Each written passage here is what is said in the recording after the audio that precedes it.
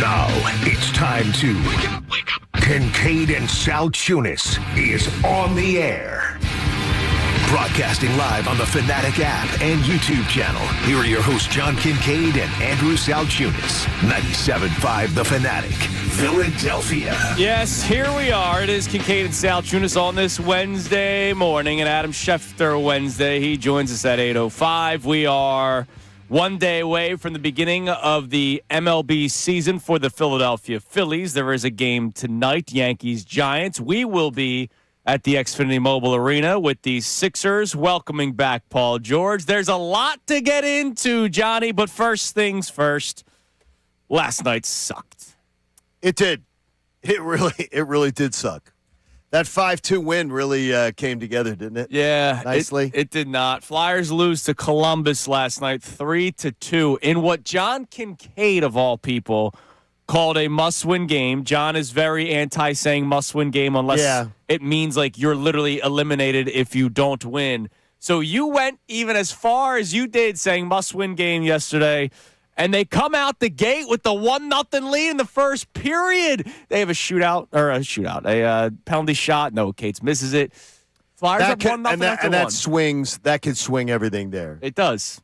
You know, you look at that and you go, that could be 2-0. 2-0 after the first period. And the energies in the building, and I'm not knocking no on that, but it's just that's one of those things where you want to cash that one in. Yeah, and then it was rough. Unfortunately, Flyers have like no life in the second period. Nope. Columbus makes it 2-1. The first 4 minutes of the second period, it was pretty much lost. Yeah, it was bad. It was bad, and look, they still had chances to the end, but it wasn't good. Now you just play now you're in the let's just hope you can just keep winning at a huge clip. And I mean huge clip, which is what you're going to have to do.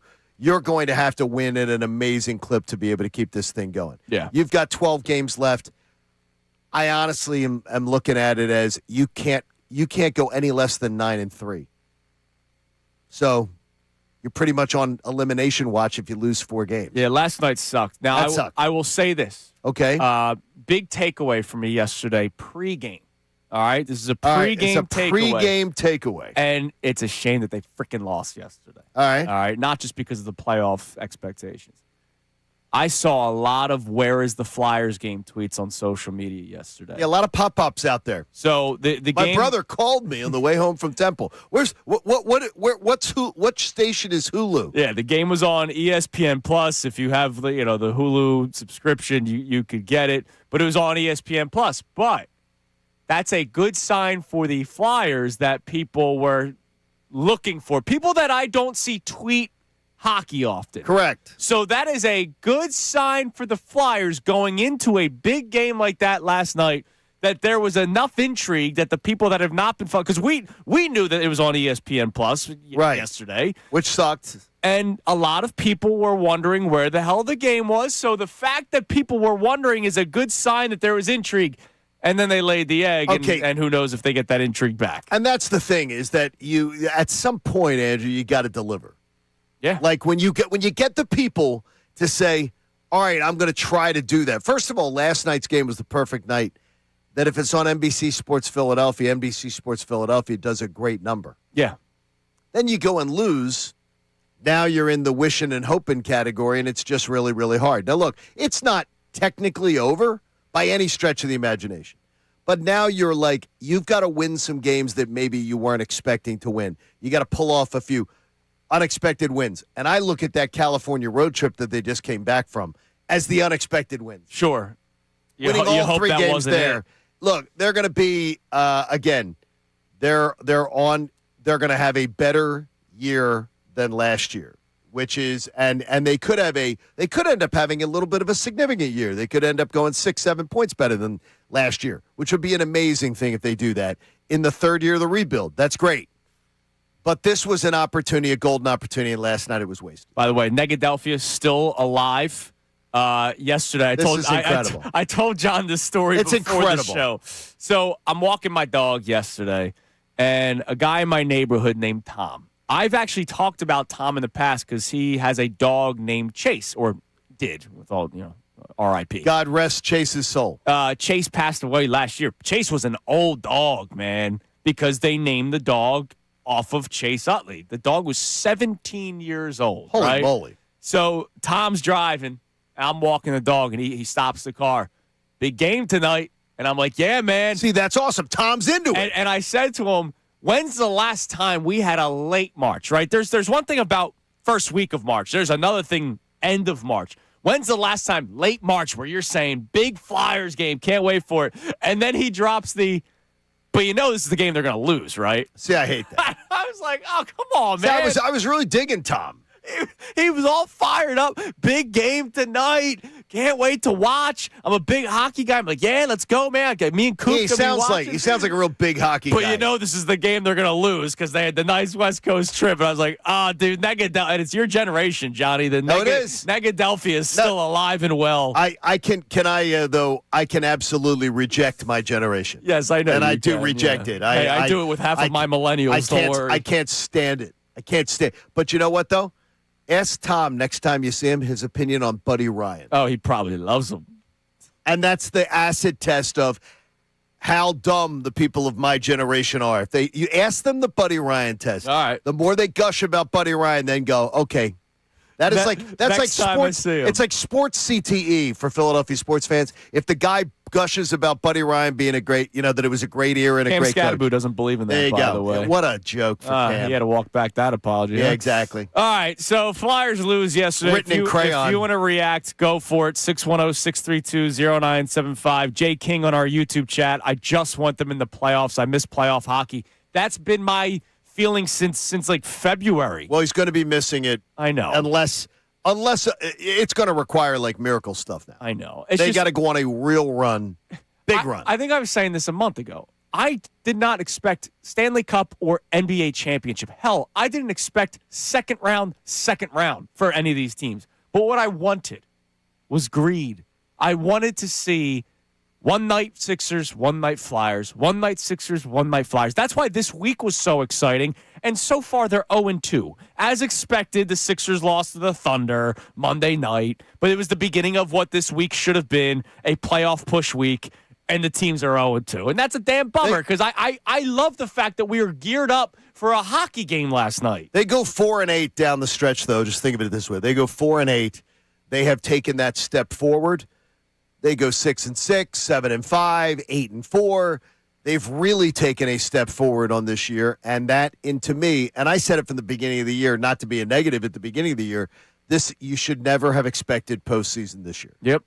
And it doesn't look like we'll get it, but it's going to take some incredible math. Let's just wait. They play the Blackhawks tomorrow night. Yeah, big loss yesterday for the Flyers. All right, opener tomorrow for the Philadelphia Phillies. So today's going to be one of those days where we're going to look around the major leagues, and Johnny later on in the 8 o'clock hour has 8 over-under bets that we will play together. Connor and I go head-to-head. The audience at home. I did it with 3 baseball fans yesterday. Okay. Sent them the questions via text. Give me your over-under. They agreed. The 3 people agreed on 5 of them. Okay. Okay. So 5 of them they agreed on. I want to know how many you and Connor agree on. I'm anxious to see that a little bit later. Yeah, so we'll have some fun with futures bets, division talk. And it's all Phillies oriented. It's all Phillies. Yep. And look, tomorrow's a big day. Tomorrow's the beginning of a new season for a team that is supposed to make the playoffs. We all have one thought on our minds, how far can they go? Can this be the year? And tomorrow's going to be a beautiful day. Can't wait for it. But last night, the Phillies have been doing something the last couple of years right before the season begins, right before their home opener. They have a lot of members of the media and the content people, sure, content creators, and what are the influencers? There's the word I was looking for. That's something that's not in my brain. Content creators, influencers, media members to test out the new foods. Right, they have the new foods at Citizens Bank Park, and to see the changes of the ballpark. Right, the take them on the tour. The Hall of Fame Club, sure. A big makeover yesterday. Looks awesome. And of course, there's a big change in left field, one that people were outraged by last week. We did not talk much about it. We got into it toward the end of the show. They got rid of Harry the K's, which was the bar restaurant out in left field. and they changed it from Harry the K's to the Ghost Energy Club. They Ghost sold Energy it to Deck. Ghost Energy. Yeah, Correct. Ghost Energy. It's an energy drink. And so they now have that deck, the Ghost Energy Deck. Am I wrong to not? And it's no kiss. I'm not a big energy. I probably have 20 of these a year, maybe 25. Am I wrong to not know the Ghost brand? You're not wrong if you're not a big energy drink guy.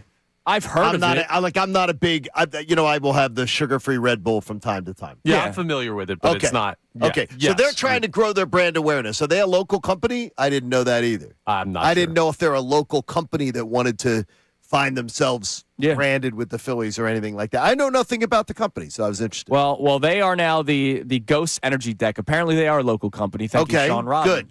Good. So they, the owners of Phillies We like fan. local companies, The owners of and Phillies that's fan. great. How about that? So Ghost Energy Deck takes over left field at Citizens Bank Park, and there were a lot of people upset last week because it takes away the big name, a name that we all love, a name that we, for years, if you're older, longer than Connor and I, Absolutely. welcomed into your house, either via the radio back in the day or on NBC Sports Philadelphia. Before that, Comcast Sportsnet. Harry Kalas was somebody that you welcomed every single day. I can still remember where I was. I can close my eyes. It was in my buddy's backyard when his mom, Mrs. Summer, told us that Harry passed. Like, I still remember where I was exactly. He did, and Todd and I have talked about his son.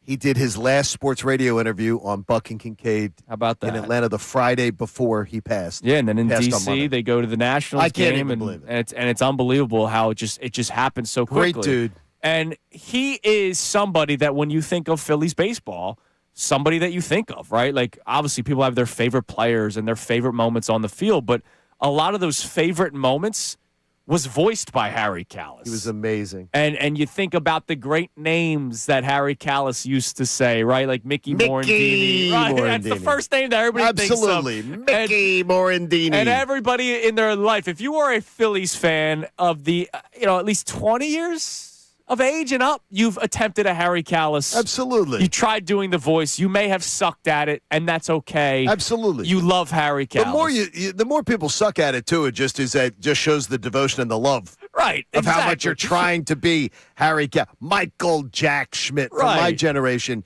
everything was Michael Jack Schmidt. Michael Jack Schmidt. When it was beautiful. the big hit, it always got that. And so Harry the K's is gone. And that has been a staple of Citizens Bank Park, since it opened in 2004. And it goes down. Which has been talked about ad nauseum on social media. We haven't discussed it on this show.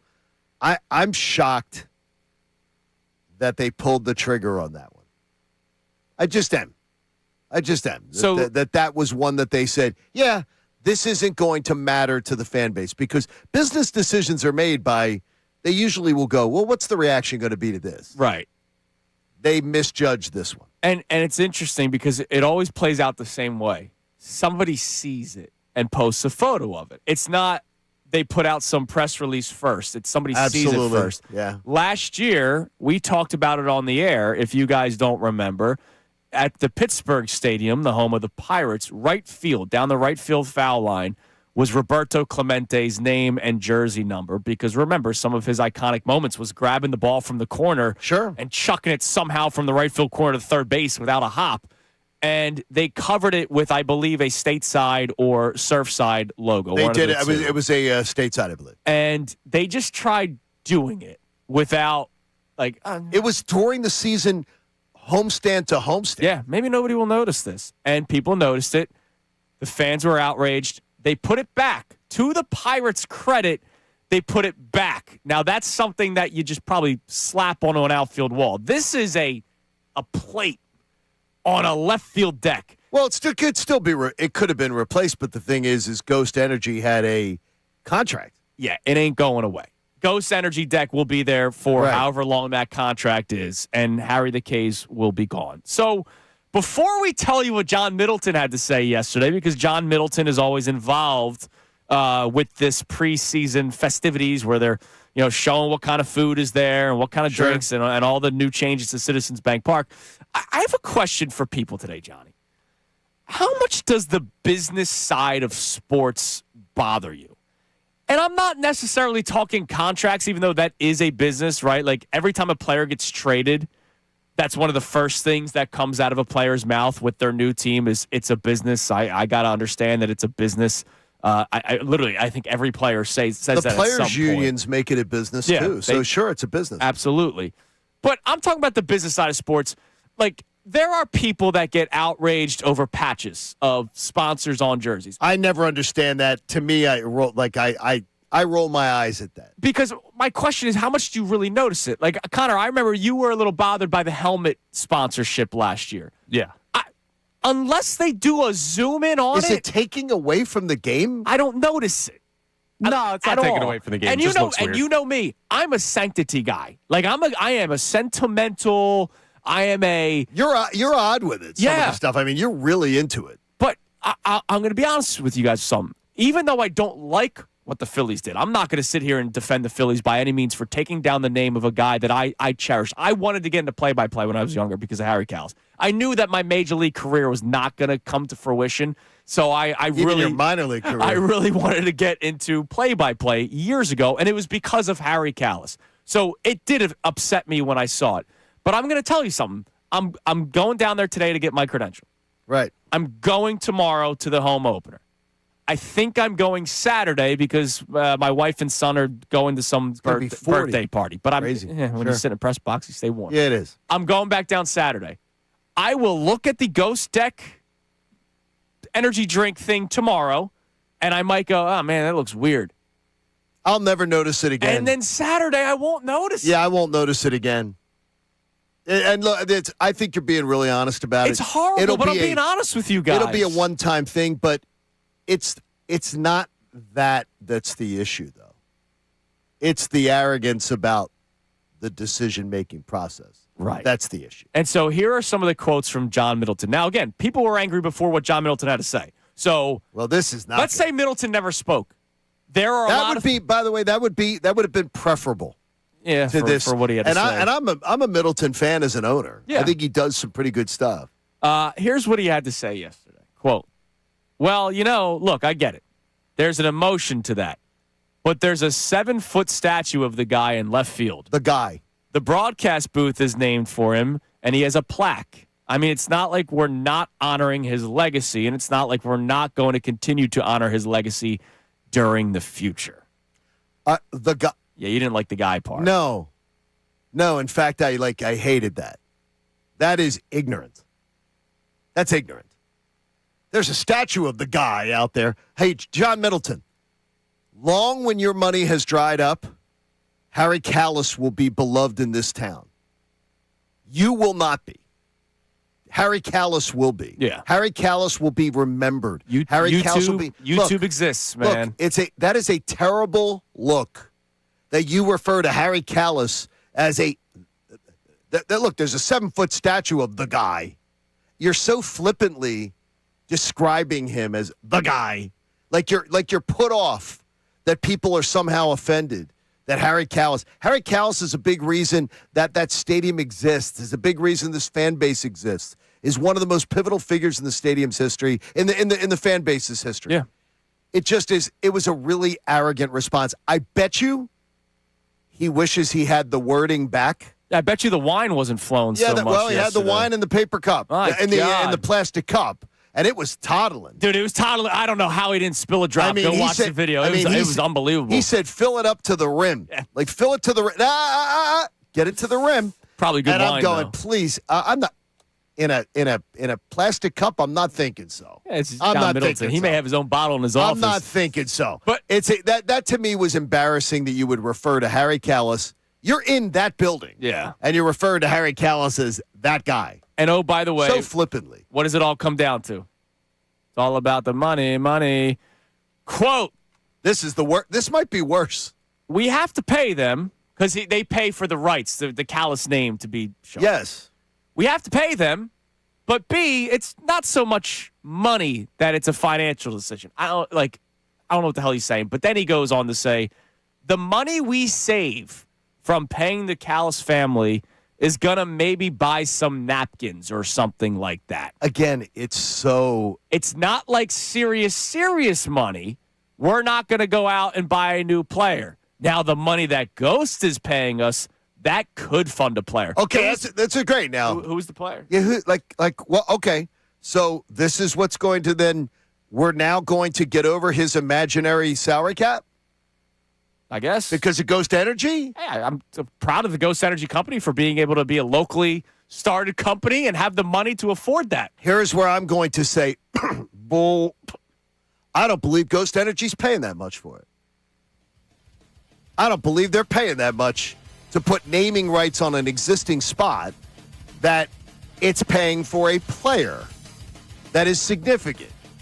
I don't believe it. I'd love to find out how much it is. It goes toward it. Johnny. I'd love to. Well, yeah, then that's a totally different comment from John Middleton. Yeah. You know, it's going to be weird. What was that? I mean, seriously, I want to know. It may have been, whatever it was a bad night for quotes. Harry the Case is in left field, right? The screen, the big fan division is in left field. So after every win, when they sing High Hopes, as your eyes go up to the screen. No, they're singing High Ghost this year. First, you will see the Ghost Energy deck, and then you will see High Hopes sung by Harry the K. All right, coming up next, John Middleton didn't only speak on Harry the K's yesterday, and we want you to react to this. How much does the business side of sports bother you? I can get into 75 different topics off of this because there's things that I don't care about that a lot of people get upset by. 610-632-0975. But I can't believe we have to hear this freaking nonsense again. The Phillies will continue to offend us. It's Kincade and Salciunas, 97.5, The Fanatic. Now on 97.5 The Fanatic Sports Update. A tough loss for the Flyers. I'm Connor Thomas, and the Flyers had a rough one last night, falling to the Blue Jackets 3-2, putting their playoff hopes on life support. With 12 games left to play, they still sit 5 points out of the postseason picture. Next up for them, it's a home matchup with the Blackhawks tomorrow night. The Sixers are back in action tonight against the Bulls, and so is Paul George. George is set to return from his banned substance suspension. He met with the media yesterday to talk about how he's feeling physically. Like I said earlier, I've been feeling great, preparing and working out and staying in shape. I've been feeling great, feeling explosive again, feeling strong again. And so I feel like I'm back on that level of being able to perform and be the focal guy. And the Sixers need all the healthy players they can get. Speaking of, Joel Embiid is listed as questionable for tonight's game, so we'll see if he's back in action in this one, too. It's a 7 p.m. tip-off. You can hear that game live here on The Fanatic. Eagles were busy yesterday re-signing tackle Fred Johnson and also adding wide receiver Elijah Moore on a one-year deal. We'll talk to Adam Schefter coming up at 8:05 about that. And the Phillies are just a day away from opening day. The MLB season officially opens tonight with Yankees-Giants out in San Francisco. Greg Caserta of the MLB Network joins us at 9:05. This update is brought to you by Uber Eats.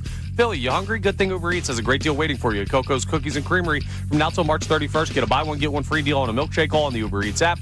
Order now only on Uber Eats. Terms apply. See app for details. I'm Connor Thomas for the home of the Sixers, Flyers, and Union. 97.5 The Fanatic and The Fanatic.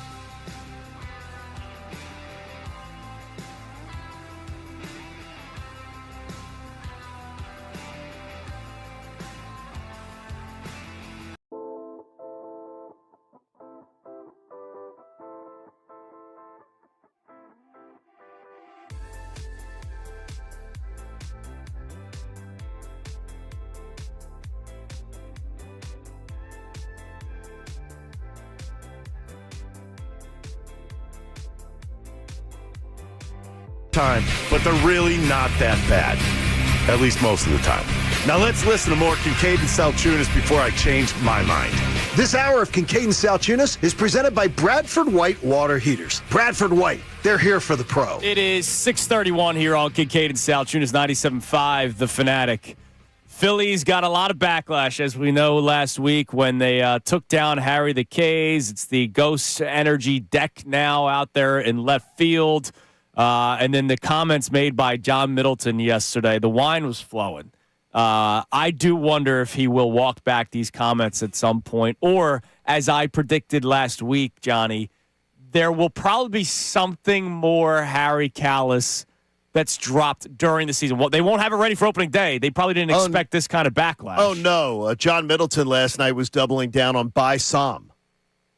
You guys do not, neither one of you has any idea who buy Sam is. No idea what you're talking about. And by the way, my age, I know who buy Sam is as a name, but none of us know by Sam in my age group. He was a Phillies broadcaster back in the day, but I didn't buy Sam. So if you were like, I'm going to say, if you're 60 and below, you don't know by Sam. Okay. As a Phillies broadcaster. And John Middleton's out there trotting out, well, by Sam, what are we supposed to have? By Sam's not being honored in this building. He goes on to just double down on. Oh, that's horrible. He goes out doubling down on, well, what about by Sam? Why are we not honoring, why are we not honoring by Sam in here? What are people crazy? I'm like, come on now. Like, it really didn't need to be, it didn't need to be that.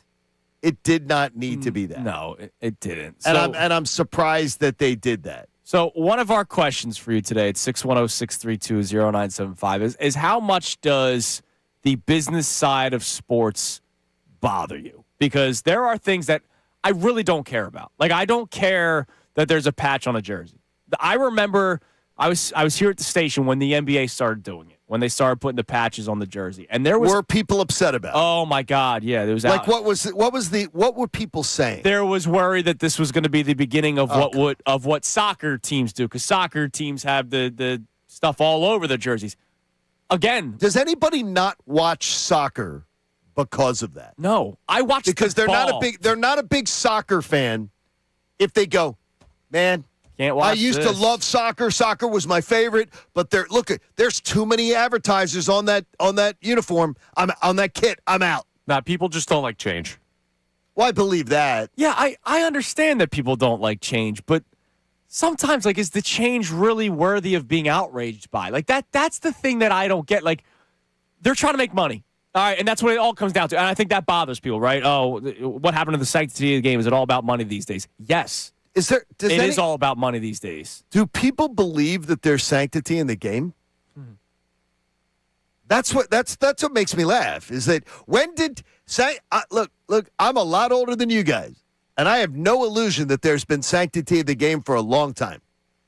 So I don't know how old do you have to be to remember when there was sanctity of pro sports?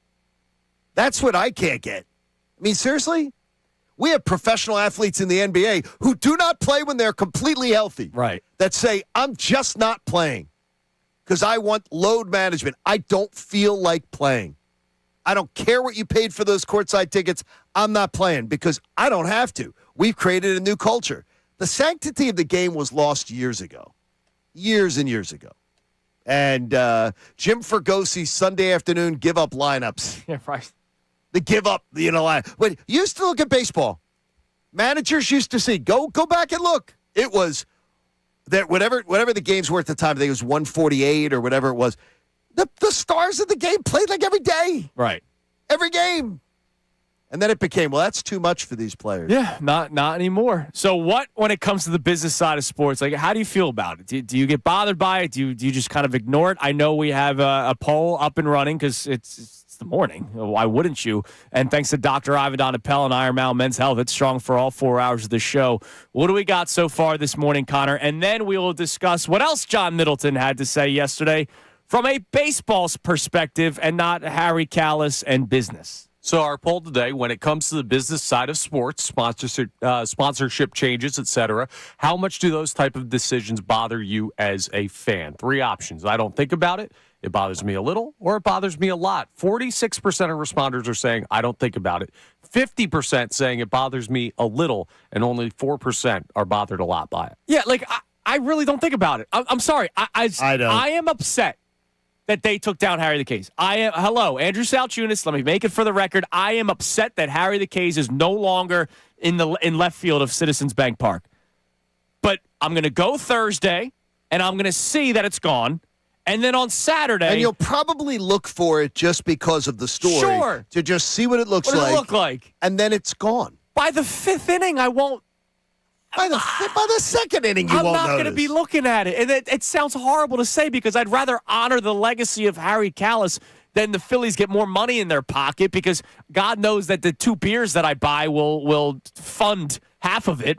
But it doesn't do much to me. It's the quotes that are more horrible than the action.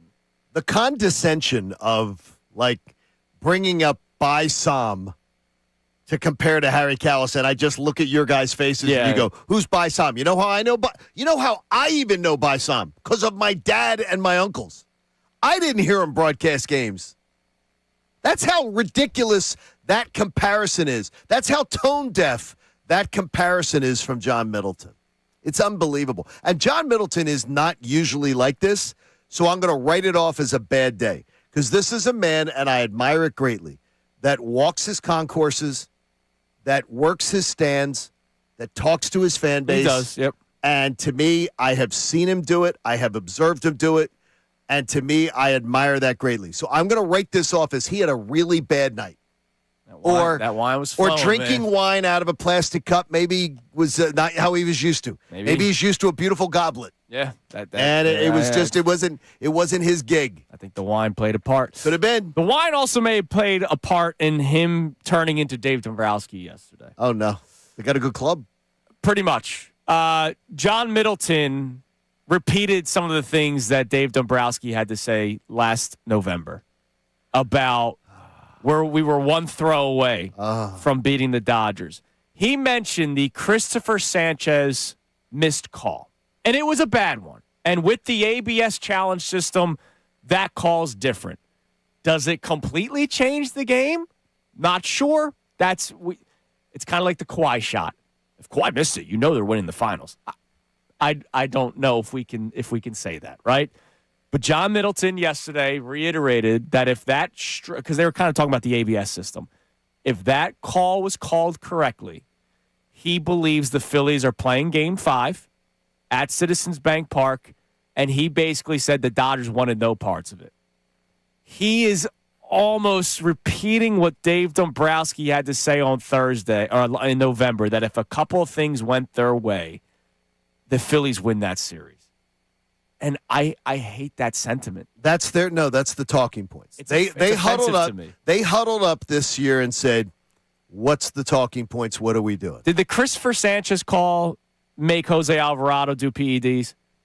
Did the Christopher Sanchez call, because of the PEDs, have Matt Strahm come out of the bullpen and go up a home run to Teoscar Hernandez? Did the Christopher Sanchez call in Game 4 lead to Rob Thompson not putting Ranger Suarez in the game? What about Game 2? When it was the so bats went mismanaged. dead? How about the Nick Castellanos decision? Yeah. When he was on second base, the stupidity of the base running decisions that the manager called. Did the Christopher Sanchez blown call make Orion Kerkering throw a ball, 500 feet over JT Realmuto's It may have affected Paul George and made him decide to do something. Could have been. Could have been. I don't understand why this is still their talking point. I hate it because it's very, we got a good club and we're close. And once more, for the billionth time, you can say that in 2022.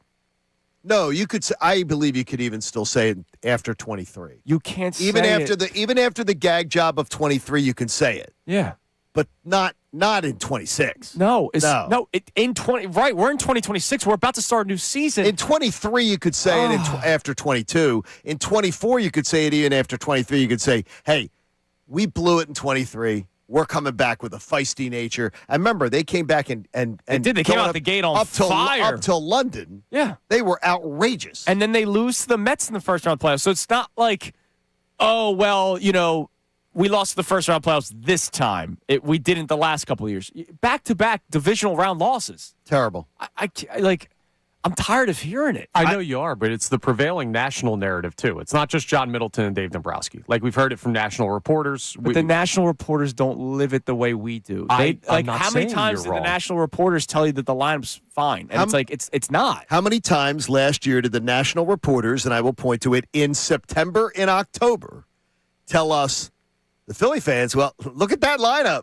October comes. You can complain about all you want, but that's a really dangerous lineup. Because they see the paperwork. And they forget that we know what they do in October. The national reporters don't live it. Okay, but them not living it means their emotion is not the same. It doesn't mean the evaluation is necessarily incorrect. I don't want to hear it either because we're past that point.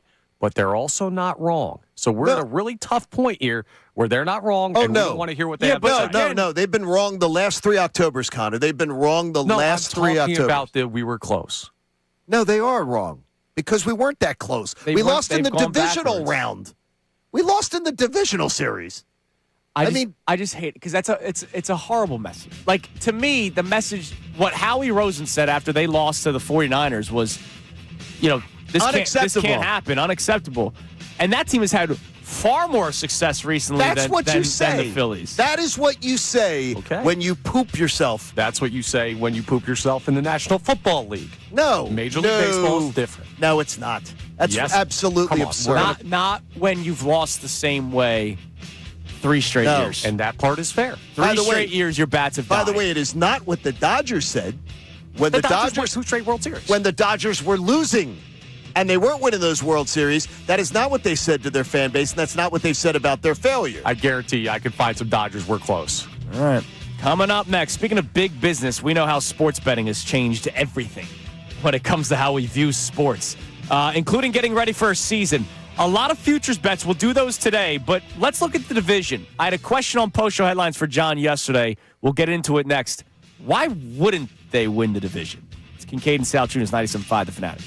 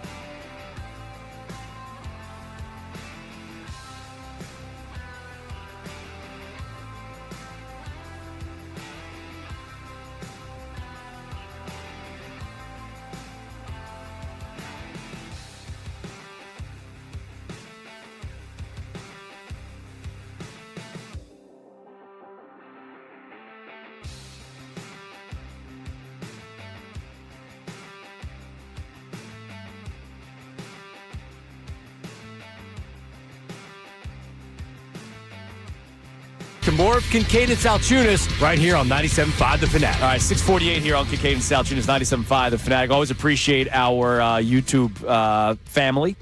A lot of people chiming in on the John Middleton and the Harry the K's getting dropped off. And it seems like a lot of people are saying there's the I don't care about any of this sect of the fans, which I understand. Which we totally understand that. And then there's it's not necessarily the removal of Harry the K's that's bothering me. It's how and what John Middleton had to say about it. And I think that's the thing that's going to bother most people. There was outrage last week when the news came out. Before anybody spoke, there was outrage. As you would expect, because, Connor, you're right, people don't like change, and then they're going to forget about it 3 games into the season, right? They're going to forget about it. But when you speak the way that you did, if you missed it in the beginning part of the show, we read you some of the quotes from John Middleton where he said that guy when it came to Harry Callis. There's a 7-foot statue of that guy out there. There's an emotion. When you look at it, I get it. There's emotion to it, but there's a 7-foot statue of that guy in left field. The broadcast booth is named for him, and he's a plaque. I mean, it's not like we're not honoring his legacy, and it's not like we're not going to continue to honor his legacy during the future. And then he talks about the money that the Ghost Energy deck brings them. He believes they could sign a player. And signing a player. By the way, I absolutely tell you I believe that that's BS. I don't believe there's enough money in that deal that they're signing a player. I mean, it's probably a 7-figure deal, right? So Are you talking about the 20? Are they talking about the 26th man on the roster? Maybe. Yeah. I don't think they're signing. Why does John Middleton need Ghost Energy to pay for that? Scott Air was a big part of the Phillies. Yeah, but why does John Middleton need money to do that? He has quad A players at the bottom of his roster that are making ridiculously cheap money. He brings up 4A players. I'm surprised he's not bringing hourly employees up to fill out his roster that he thinks is going to beat the Dodgers. Well, they made a good step in the right direction. Garrett Stubbs did not make the team. Yeah. There you go. That's good. Let's see here. Clay Condrey made $420,000 in 2008. He could get 2.5 Clay Condrey. He had a bullpen role. Where did Scott Air not even make this list? Oh, that's devastating. But what about this year's team? I mean, this year's team, he's got some real cheap options at the back of that roster. Yeah, if it's $1 million deal annually, then you can get a pre-arb player. Wow, we played for a player with it. Yeah. Dude, why do you, John Middleton, why do you need the Ghost Energy money, and why are you spinning it to the fans that you need that money? Because they're paying $20 million for Castellanos to play for the Padres. Because here's what I will tell you. Revenues in Major League Baseball were up last year. So you made more money last year. Then I'm also going to tell you this. The value of every franchise, almost every franchise in Major League Baseball, I think according to Forbes, I believe 27 franchises, your value of your franchise also went up. Well, the value is because of the sponsorships that people want to pay for. No, his value went up without him doing a damn thing. So you made even more money. If you're talking about needing an extra $1 million, then you're absolutely being disingenuous with the fan base. Stop it. Stop it. Stop BSing people. The working fan, just stop BSing them about money. That's ridiculous. All right, speaking of money, Vegas, baby. Oh, I love that. The Phillies, we talked about this yesterday toward the end of the show. We went through some of the odds for the Flyers playoff push. That took a hit yesterday. It did. Sixers playoff push. We'll find out tonight. And the Phillies and where they are beginning the season. They are second for odds for the NL East, not for the World Series, for the NL East. They're behind the Mets. Mets are the odds-on favorite right now, plus 130 to win the NL East. Phillies are plus 175. I asked John this question yesterday on post-show headlines. Connor, I'm curious to get your answer. Injury aside. Correct. Yeah, we can't predict injuries. Aside. Why wouldn't the Phillies win the division? Because I have them, believe it or not, as down as I've been, I still have them winning the division. Why wouldn't they? So there's something that's I've talked about this a couple times on the podcast that we need to Locked look at. on with Phillies podcast. Yes, sir, with the past 2 years. So back in 2024, when they win the division for the first time in 13 years, the Braves' injuries took them completely out of the equation. The Mets were not good enough yet. Then in 2025, this past year, Braves' injuries take them out again, and the Mets completely collapsed down the stretch, right? Early September was a bit of a battle, but you end up winning the division comfortably going away. This team has not been pushed to the brink of late postseason division push where it's down to the final day. And we've seen the number one knock on this team be when they get in those pressure spots, they fold. So if they're in a situation where it's a tight divisional race, every day counts down the stretch, and it's not, hey, we can just kind of waltz our way to the division.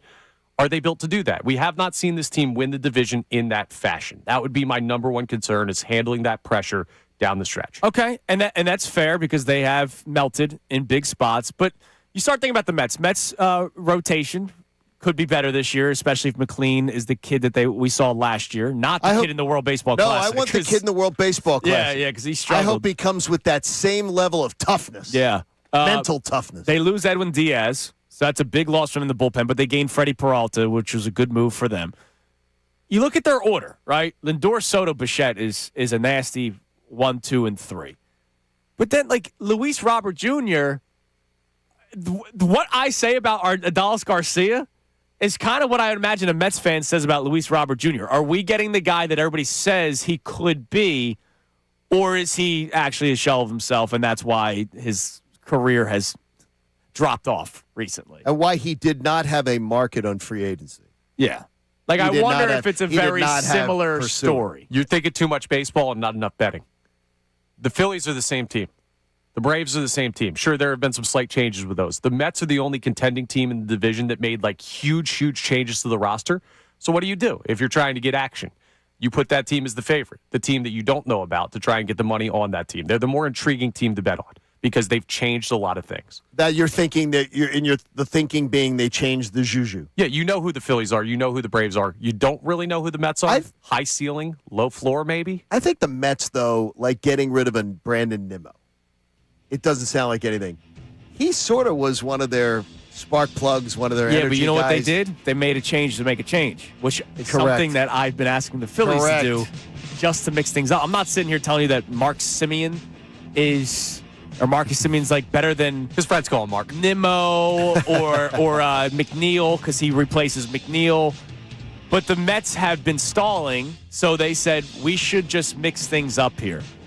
The Phillies have been stalling in the playoffs, but are happy that they got to the playoffs. Well, we'll see what works. And they're obviously happy they got there because they're bragging about it. John Middleton last night. They're bragging, baby. Hey, if Christopher Sanchez's call is not missed, he literally thinks that they have a Game 5, and he believes that the Dodgers wouldn't want to go into Citizens Bank How about Park. Trey Turner?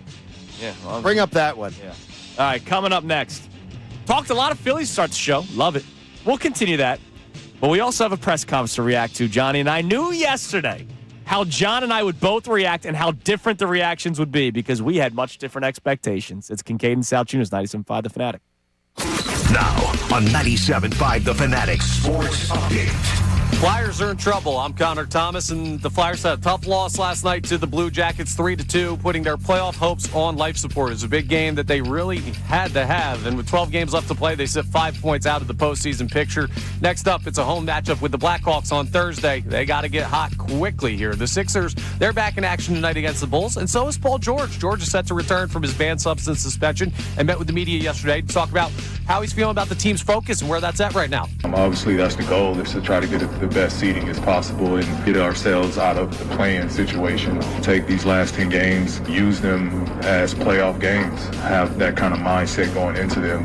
And having George back should help. Having Joel Embiid back would help as well. He's listed as questionable for tonight's game, so we'll see if this is the return night. A 7 p.m. tip-off. You can hear that game live here on The Fanatic. Eagles were busy yesterday re-signing tackle Fred Johnson and also adding wide receiver Elijah Moore on a one-year deal. And the Phillies are just a day away from opening day. The MLB season officially opens tonight with Yankees-Giants out in San Fran. We'll talk to Adam Schefter at 8:05 for the latest on the Eagles and NFL news. Greg Caserta of MLB Network joins us at 9:05 to talk opening day. This update is brought to you by TireRack.com. Rain or shine, drive with confidence on Verdestin Tires from Tire Rack. Verdestin Tires deliver precision handling, dependable traction, and quiet comfort. Ship fast and free with 2 years of free road hazard protection. Visit TireRack.com. I'm Connor Thomas for the home of the Sixers, Flyers, and Union. 97.5 The Fanatic and the Fanatic app.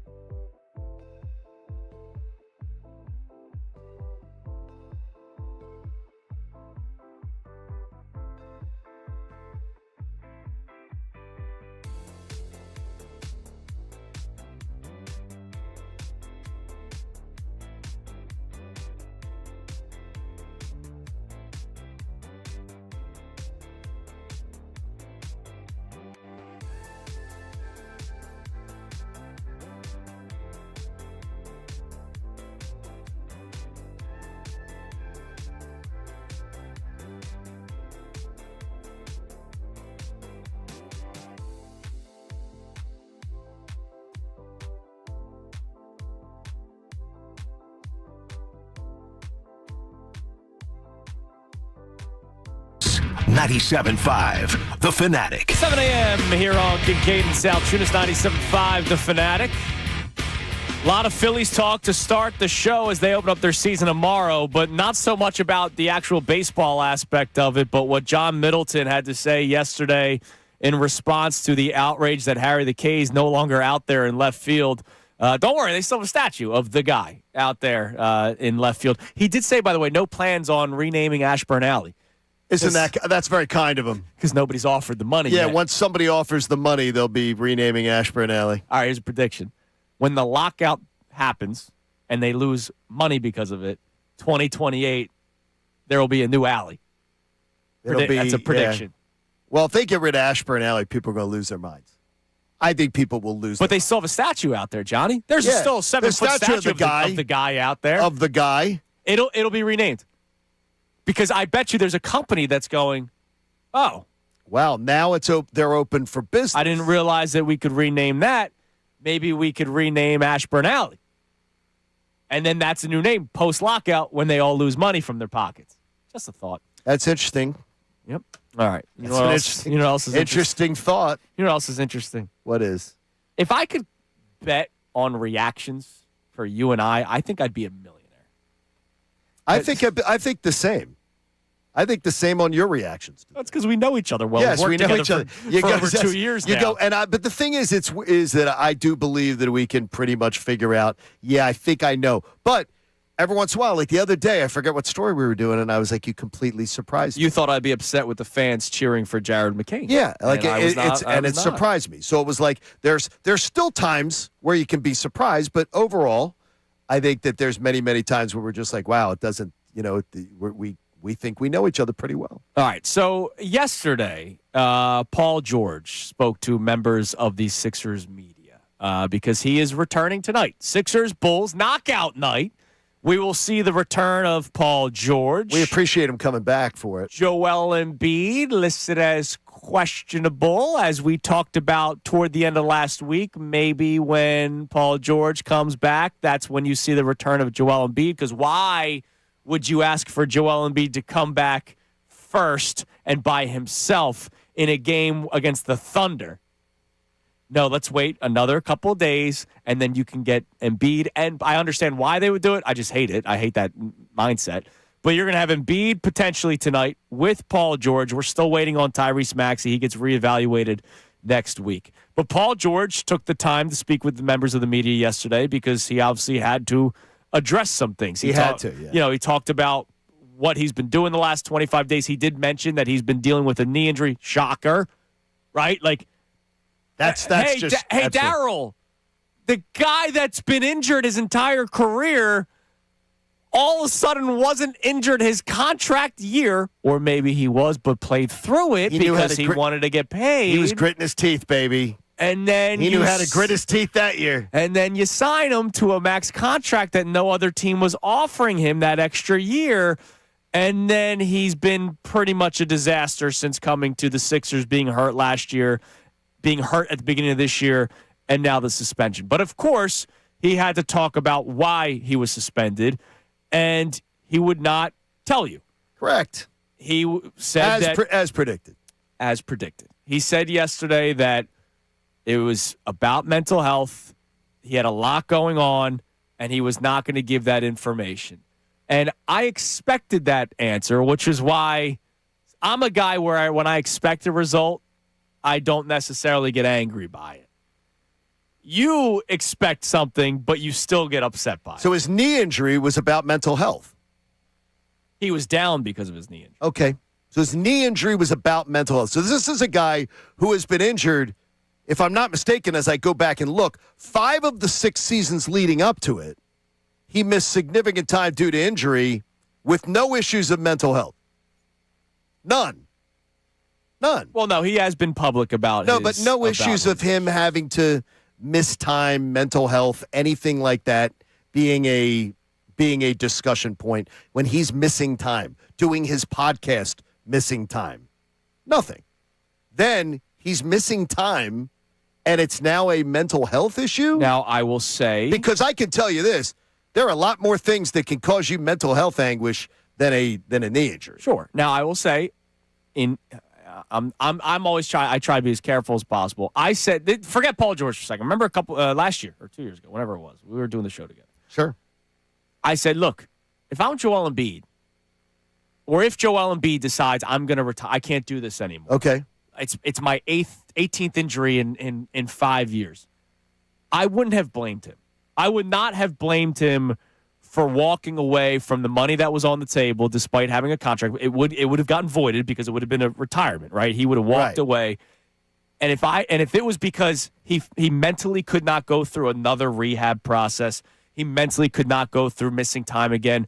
You know what is said about Joel Embiid. I imagine that takes a toll. You can look at millions all you want to try to feel better. But the way people talk about Joel Embiid, a lot of it fairly, right? Because he is often unavailable.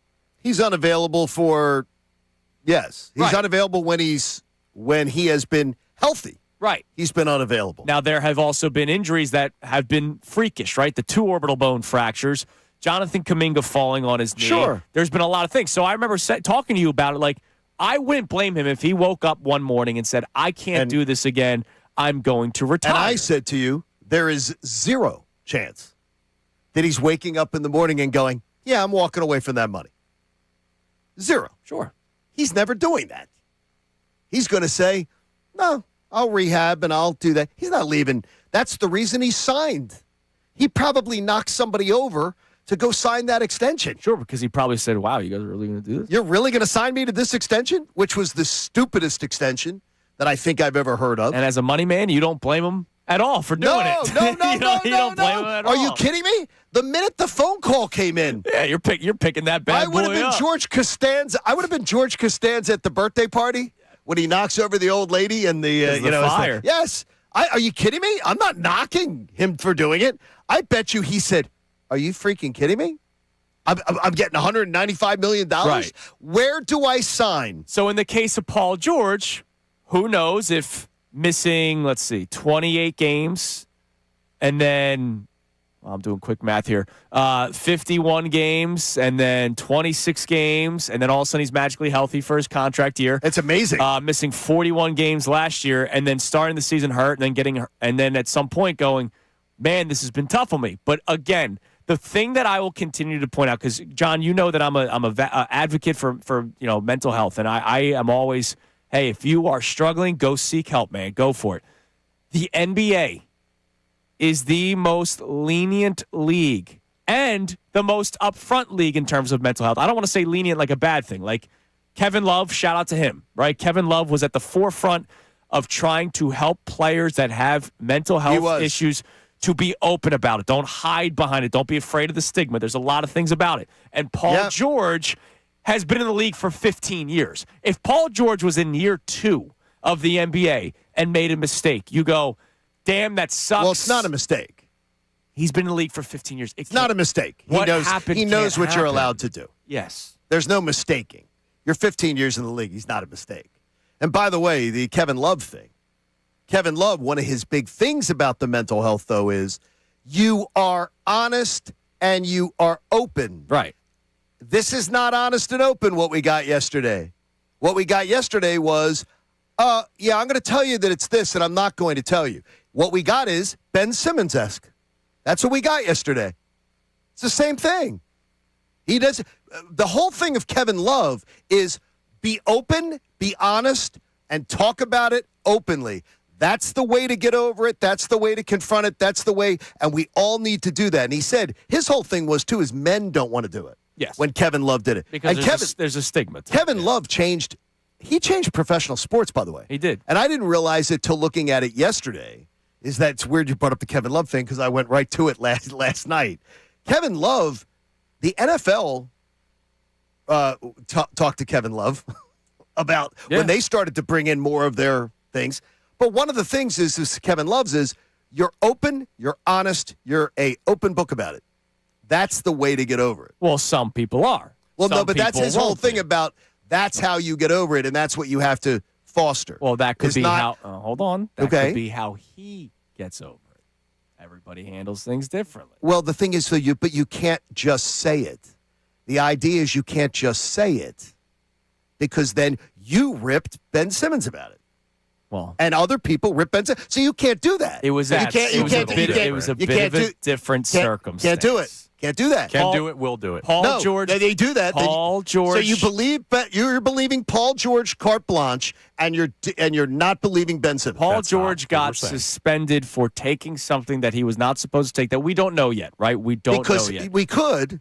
All he has to do is tell us what it was. All he has to do is tell us, but he's not going to because he believes it's his own personal thing. When it came to Ben Simmons was literally getting fined.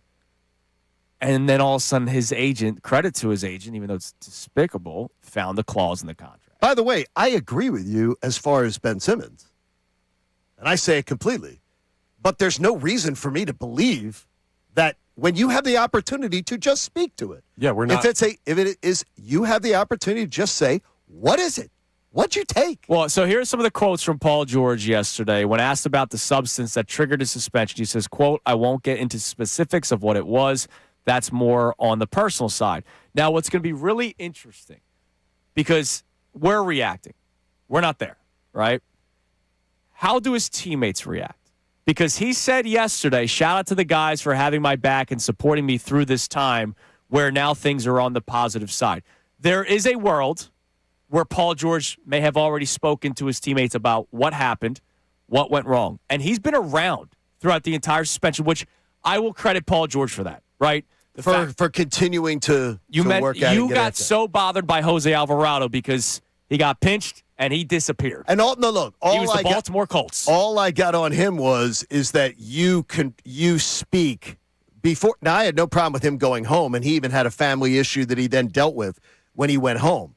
But when that happens to you, you don't leave like a thief in the night. You at least stay, have your say, tell people, and then leave. Right. You can leave. Whereas Paul George has, to his credit, been around. He has. And apparently, he and VJ Edgecombe have built a bond, not over this, but during this. Like, Paul George has been really helpful for VJ Edgecombe. Remember, all the talk about bringing in the veteran was Eric Gordon because they were from the same area. Apparently, Paul George has been a big part of VJ Edgecombe, and he talked about that yesterday, how he was able to sort of focus in on being a leader. Now, look, Paul, you're not getting paid a max contract to just be a leader when you're not playing. Like, you're being paid to also play basketball, and it's good for this team that he's back. I'll give him credit for being around it. So maybe, Johnny, maybe he has addressed it with his teammates, and maybe there is something more to it that we don't know, because if his teammates have his back for this, then, maybe it is because of a mental health thing, but he just won't tell us why. Okay, then and you can, and again, we can choose to either respect that or not. I don't respect it. I don't respect the hiding out behind, I'm not going to tell you what it is. It's a technicality. I'm not going to get into the specifics of it. What are the specifics of it? Just say what it is. Maybe he doesn't want to say what it is. Well, it's obvious he doesn't want to say what it is. And the number one reason somebody probably wouldn't want to say what it is because it probably doesn't fit the story. Oh, you just said probably twice. So no, we're it guessing. Doesn't fit the story. Right, you said probably twice. So what would cause John, people... Can I say my point? Sure. We're guessing here on both sides. So it doesn't mean one side's right, one side's wrong. And going that strong on a guess is putting him in a tough spot. You just had 2 minutes ago told me, I don't care when it comes to saying that Ben Simmons was a liar. Yes. So you can't do this, because it's Connor. not the same situation, John.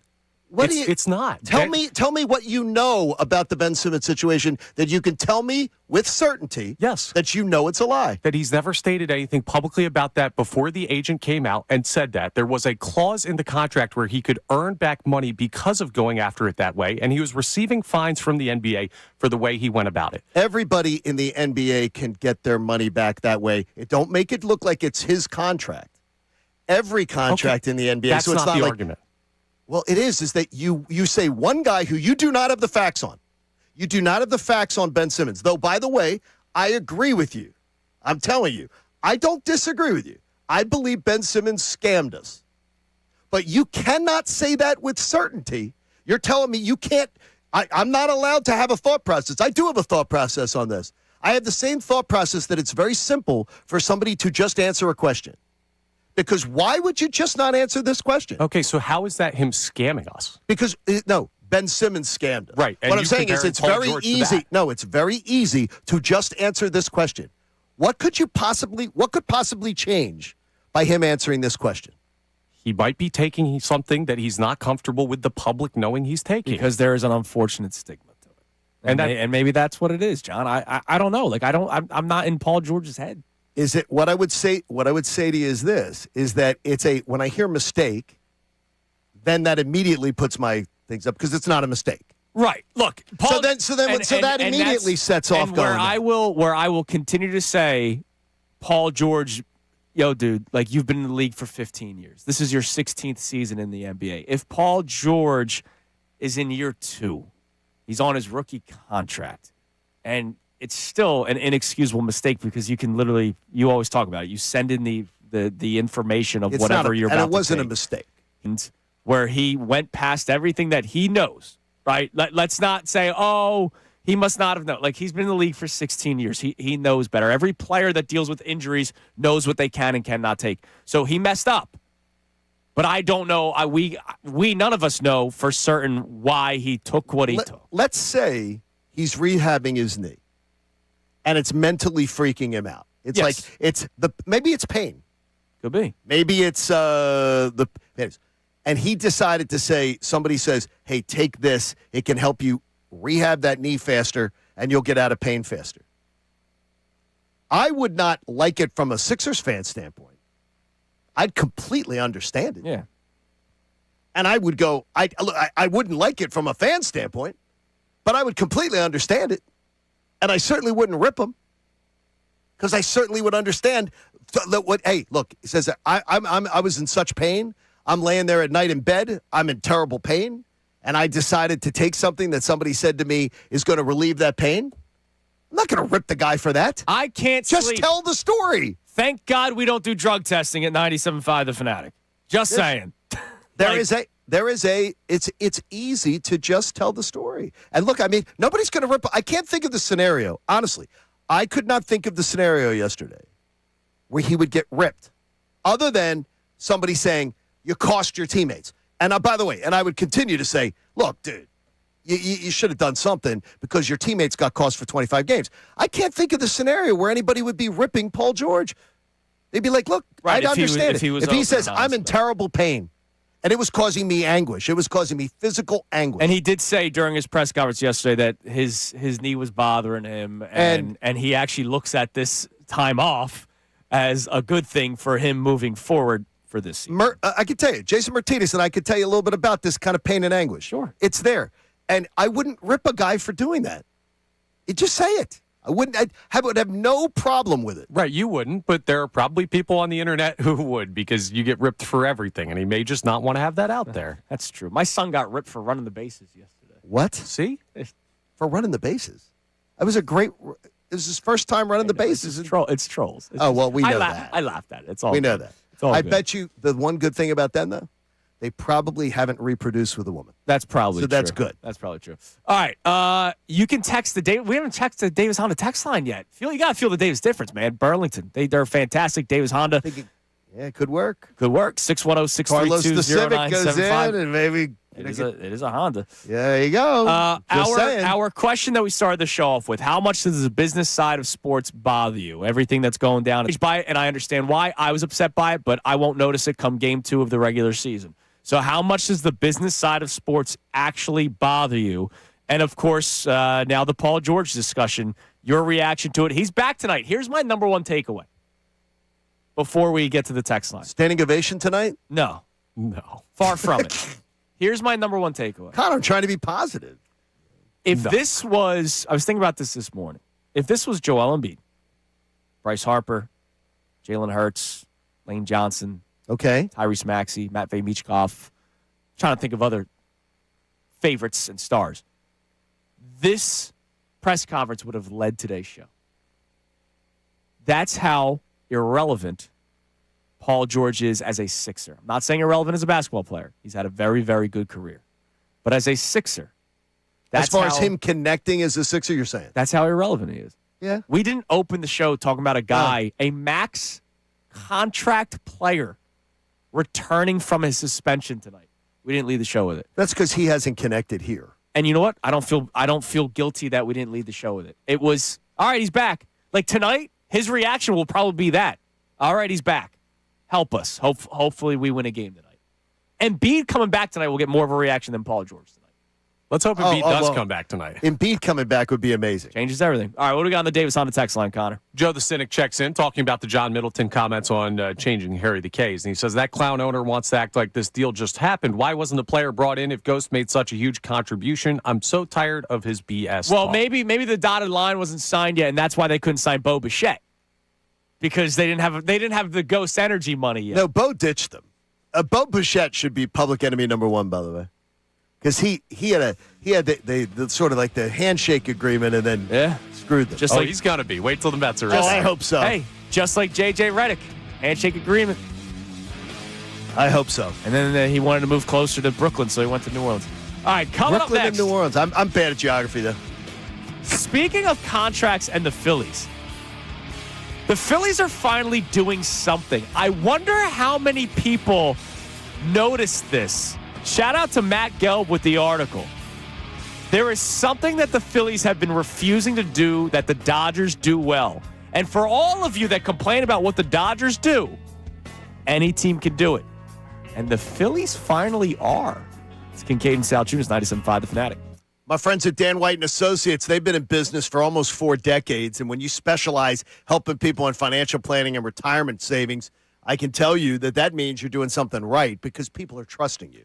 And they address each person's needs individually. And if you're somebody who's approaching, if you can generate enough income in retirement to live the lifestyle you want to live, they want you to find certainty in your financial future because finances in retirement can be overwhelming. Dan White & Associates holds educational seminars in Pennsylvania, Delaware, and Maryland. And they've got offices in Glen Mills, PA, Middletown, and Lewis, Delaware, where they're going to offer you a complimentary no-risk consultation where you can do one-on-one conversations about money that are a little less awkward. Dan White & Associates, they care about you. It's a personal conversation, and you will feel better. Just have the first conversation with Dan White & Associates. Check them out on the web. Now on 97.5 The Fanatic Sports Update. A big missed opportunity. I'm Connor Thomas, and the Flyers had a tough loss to the Blue Jackets last night, 3-2, the final, putting their playoff hopes on life support. With 12 games left to play in the NHL regular season for them, they set 5 points out of the postseason picture. Could have really used those points to make up ground on Columbus. Next up, it's a home matchup with the Blackhawks on Thursday. The Sixers are back on the court tonight at the Xfinity Mobile Arena, taking on the Bulls. Paul George is also back. This is his first game eligible to return from his suspension. He met with the media yesterday. He talked about how he's feeling physically after the time off. Like I said earlier, I've been feeling great preparing and working out and staying in shape. I've been feeling great, feeling explosive again, feeling strong again. And so I feel like I'm back on that level of being able to perform and be the focal guy. We'll see how he looks tonight when he's back on the floor. We'll also see if Joel Embiid is back on the floor. He's listed as questionable. Something to keep an eye on. A 7 p.m. tip-off. You can hear that game live here on 97.5 The Fanatic. Eagles were busy yesterday re-signing tackle Fred Johnson, also adding wide receiver Elijah Moore on a 1-year deal. And the Phils are just a day away from opening day. MLB season officially opens tonight. Yankees-Giants out in San Fran to start off the season. Adam Schefter joins us coming up at 8:05. Greg Caserta of MLB Network will join us at 9:05. This update's brought to you by the Hartford Auto Insurance. Drivers 50 and over can count on the Hartford Auto Insurance for protection that brings peace of mind. The Hartford, your protection is their passion. Provided by the Hartford Insurance Group, Incorporated. I'm Connor Thomas for the home of the Sixers, Flyers, and Union. 97.5 The Fanatic and the Fanatic app.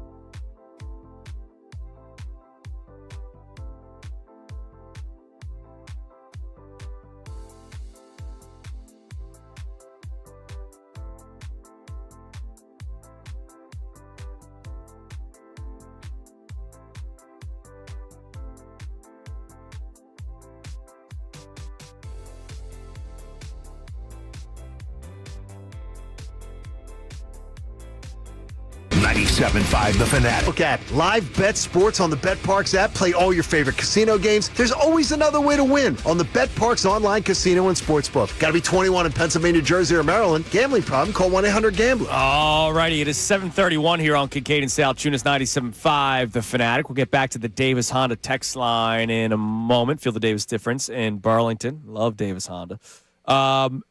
Phillies begin the series tomorrow, the season tomorrow. Series, 3-game series with the Texas Rangers.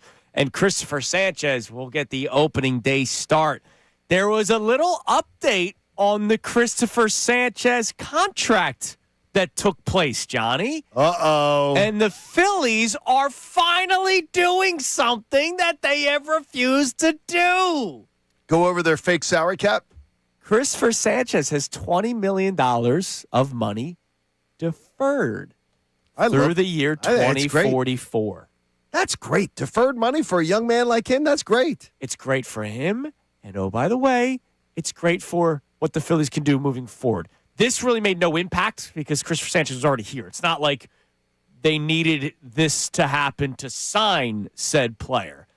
But one of the things that the Phillies have refused to do, and oh, by the way, something that like 28 baseball teams have refused to do, is to pay deferred money. I understand the outrage over the Dodgers. I really do, because it is unfair going into a season going, well, that team's just going to walk their way to the playoffs. That's unfair. But what I will always go back to, salary cap be damned. Any team can do it. Any team can pay the money that they want to pay. They might not have as much money as the Dodgers ownership group, but any team can spend a lot of money on a specific player. Any team can go out and buy players instead of trying to draft and have guys come up through your farm system. And every team has had the ability to do deferred money. Shohei Ohtani is going to get paid for the next 50 years. We remember Bobby Bonilla Day. That's going to lose its luster because Bobby Bonilla Day is Dodgers Day moving forward. And you better defer that money now before the salary cap comes in. Exactly. Because there's going to be a salary cap, and you can get in on that deferred money. Get it in now, because they're going to, that's going to be that's going to count. So get it in now. I just like this because it's two things. The Phillies have refused to do two things. The Phillies refused to do the deferrals, and the Phillies have refused to do the opt-outs. And yes. I part of me understands why, but in today's day and age, Which one? You understood the not refusal wanting to do the deferrals? The opt-outs. Oh, the opt-outs. Because Phillies, Bryce Harper, Manny Machado. Manny Machado had an opt-out after 3 years. Manny Machado outplayed his contract, opted out, got paid more money. Mm-hmm. Bryce Harper's getting paid the same money. So I understand why you would want to do it if you can land the player. But if you can't land the player, which is the Bo Bichette situation, if you can't land the player because of it, saying, nope, we're out of this. We're not doing it. That's shame on you, the organization. And what has Bryce Harper done twice in the first 5 years for of more his money, contract? and they can say, no, your contract's your contract. And then you actually then have a Bryce Harper that is a potential, that's irking him. I don't think that's impacted his play. Yeah. I really don't. No, I mean, I don't think his contract's impacted his play. No, I don't think he's been fine. I don't think it's impacting his play. But bottom line is the Phillies may have lost out. Look, we know that they lost out on a player. We know that they lost out on Bo Bichette, right? And you could say that Bo Bichette, what he did was dirty. Sure, you can. But maybe if the Phillies offered the opt-out, which they said they were not going to do, and now all of a sudden they're changing their tune on certain things because they were publicly embarrassed with the Bo Bichette thing. You can point to Bichette as being a bad guy in this situation. He is a bad actor. The Phillies were embarrassed publicly for this. They were, and the Phillies, by the way, though, were screwed by a guy who's a bad actor because his agent was on the phone within the hour of the Phillies. Now, the Phillies did not have a written, there's a process of a written deal that is sort of a promissory. This is the deal that's going to happen. Yeah, the fax machine was the down. Phillies did not have that done. Wouldn't shock me if John Middleton's using a fax machine. They did not have that done. Unless there's a Ghost Energy fax machine. Yeah, then he'd sell it. Then he'd sell it. But they immediately started, yes, we think the Phillies go to bed thinking they have an agreement, and his agent immediately starts shopping the deal. That's a bad dude. Dirty pool. That's a bad dude. And by the way, again, the agent doesn't do that without the player's permission. An agent works for the player. It's not the agent doing it. It's the player. It's the player saying, yeah, go do it. See if you can find me more money. And that's bad. That's bad. That's a bad actor that does that. Sure. As a person. But if the Phillies offer an opt-out, who knows how that goes? Yeah, it does. It could have been different. They refused to do it. Now, speaking of Christopher Sanchez. Have you seen him at third, by the way? It's not pretty. No, it's not pretty. He's a butcher. We have an incredible start to the season, by the way, from pitching standpoint. That's fun. So Christopher Sanchez, your game one starter. Aaron Nola will go Saturday. Jesus Luzardo will go on Sunday. The Rangers, followed by Jacob deGrom in game two. And then game three, man. People forget that the Phillies signed Kyle Schwarber. They also forget that Mackenzie Gore struck out like 18 batters on opening day last year. Remember that? I wanted Mackenzie Gore. Me too. Like, he's a guy that I would have loved to have seen the Phillies go get. He is the game three starter of the Rangers in this opening series. So how about that? The opening series pitching matchup: Sanchez, Eovaldi, Nola, deGrom, Luzardo, Gore. Are you betting? Saturday is the deGrom game, right? Correct. deGrom, Nola. I was going to say bet the unders, but I don't know because Nola, you never know. You never know. Yeah, even though you don't know. We expect a little bounce back. Yeah, bounce back. A little bounce back. Connor and I have our little wager. It's a shame. deGrom, because of the injuries, like you almost forget how freaking amazing deGrom's amazing. That guy is. He actually pitched a full season last year. He pitched 30. He had 30 starts, and he pitched to a tune of a 2.97 ERA. This after 3 starts in 24, 6 starts in 23, 11 in 22, 15 in 21, shortened COVID season in 2020 with 12, and then 32 in 2019. He had not pitched in 30 games since 2019. deGrom in 40-degree weather, 42-degree weather Saturday afternoon. Your hands are buzzing. And windy. Yeah, give me an off day. I know we just had one Friday. I'm not stepping in the box. Yeah, you know what? You're doing your Connor, you doing load management already? You're doing your Sunday lineup on Saturday. Yeah, I'm ducking deGrom big time. Yeah, 42 degrees on Saturday afternoon and windy.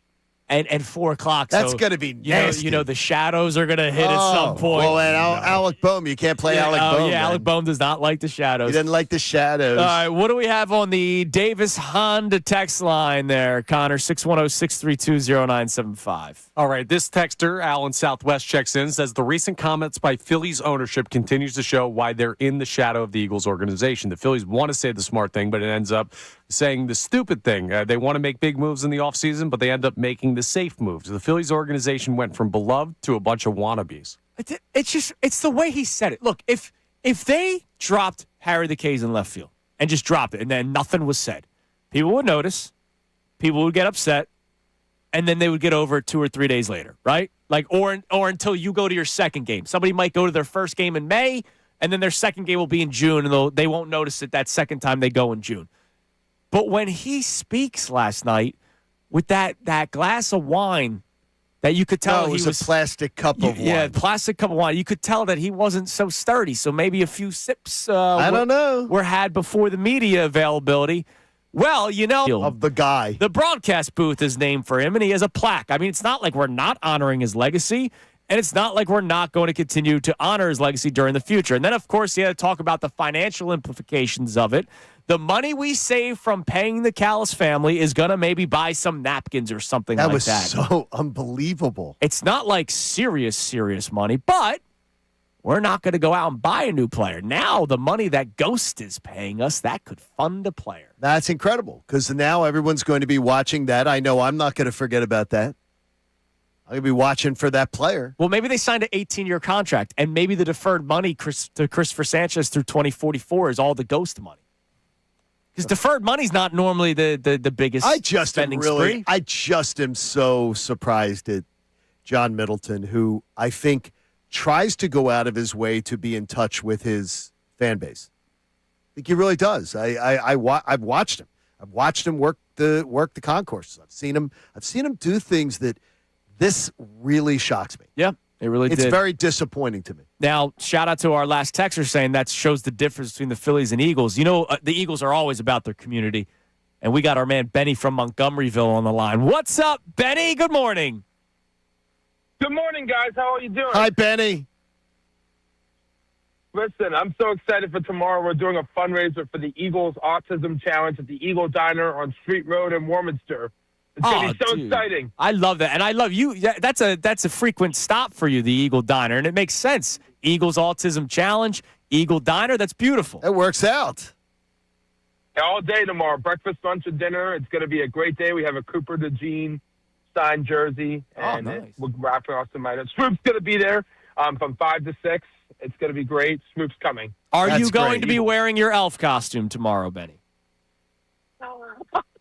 I am not going to be wearing my elf costume. No, you I'm can't gonna be do wearing that. my Look, green. you can't bring Elf out at the end I of loved it when March. you stopped by in studio I during the remember my holidays. Phillies That was stuff. awesome, man. Oh, my gosh. I love that. That was so much fun. Well, Benny, No, but, you go do your job, man, tomorrow. We love it. Eagle Diner. What time? Eagle Diner. All day. All day tomorrow, 7 a.m. to 9 p.m. Street Road in Warminster. Come on out. I love that. Thanks, Benny. Great job, we appreciate Benny. it, brother. See, the Eagles understand the community. Well, also, too, is the Eagles. I mean, Harry, you just go back to what Howie Roseman said during the offseason. It was perfect. Yeah. They were displeased, and they let everybody know we're displeased. Damn right they did. Got a good club. Got a good club. We got a good Ghost Tavern deck. That's All right. great.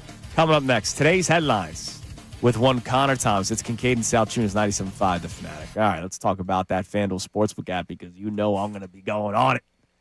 Later today, I gotta talk to Connor about a bet. I told you and Amy about this off the air yesterday, and I'm curious where Connor falls on this. I always love betting division winners and parlaying it.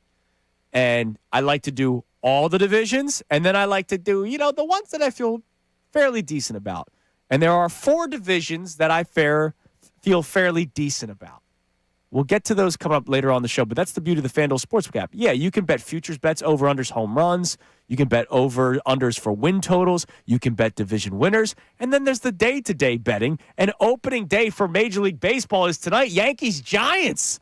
I know the Phillies open up tomorrow, but Major League Baseball starts tonight. So this baseball season, FanDuel in partnership with Valley Forge is letting you choose your own reward for opening week. Betting customizations that transform how you experience the game. FanDuel, it's the home of home runs, so take a look at all your home run bets. However you want to play your game, just go to FanDuel.com/local to choose your reward for MLB's opening week. That's FanDuel.com/local. FanDuel, an official partner of Major League Baseball. You got to be 21 plus, present in Pennsylvania, opt-in required. Rewards are non-withdrawable. Restrictions apply, including bonus and token expiration, leg requirements, and max wager amount. See terms at sportsbook.fanduel.com. Gambling problem, call 1-800-GAMBLER.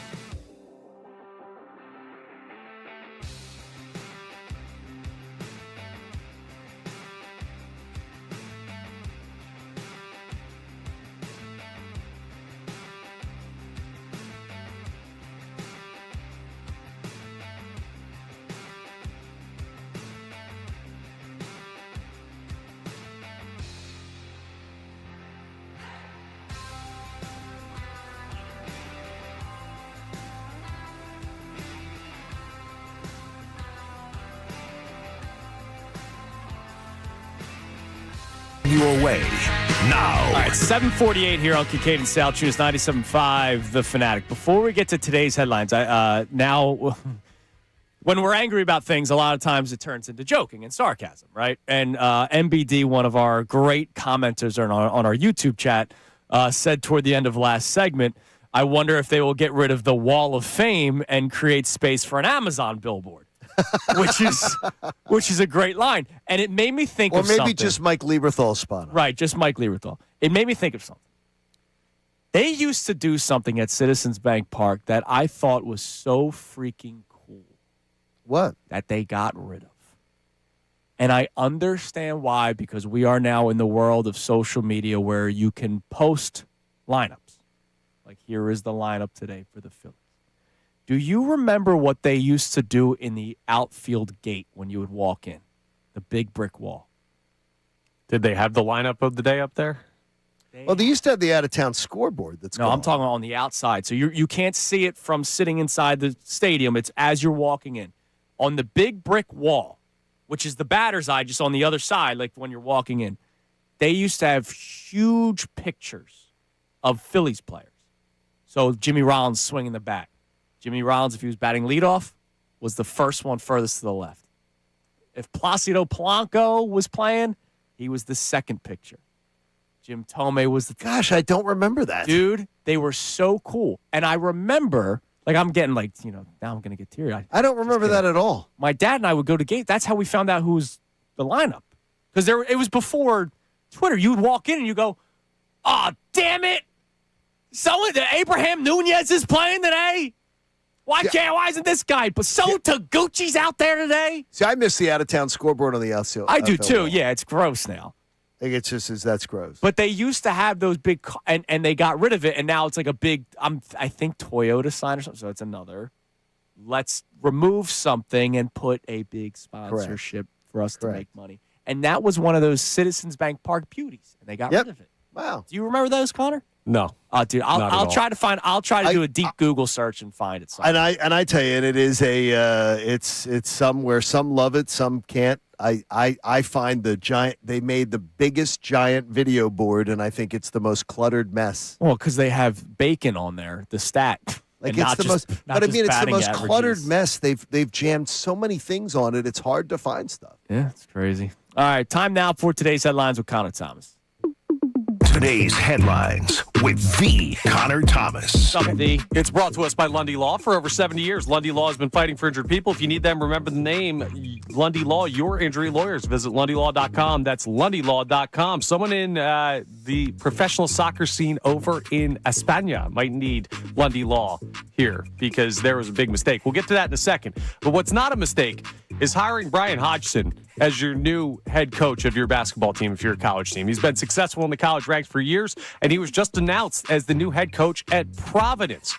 And recruiting, especially in an NIL world that we live in, is one of the biggest parts of the job. But you shouldn't worry about recruiting when it comes to Coach Hodgson. I want to thank my family. Steve talked about it. My better half, my beautiful spouse here, Jordan, my son, Jet, who you'll hear plenty throughout this speech. If you ever want to question my recruiting abilities, just take a look at my wife, Jordan. I saw Jordan. Yeah, respectfully, Coach Hodgson, you're not incorrect. He's quite a recruiter. Is that right? Yeah, he's quite a recruiter. He really is. That's a good line. He's an amazing recruiter. That's a good way to get the audience going. It's also good that he didn't have a fake accent like Brian Kelly. All of a sudden, he had a southern drawl. Is there a Providence accent? Probably. I guess so. Yeah, there's every area has one of an those accent.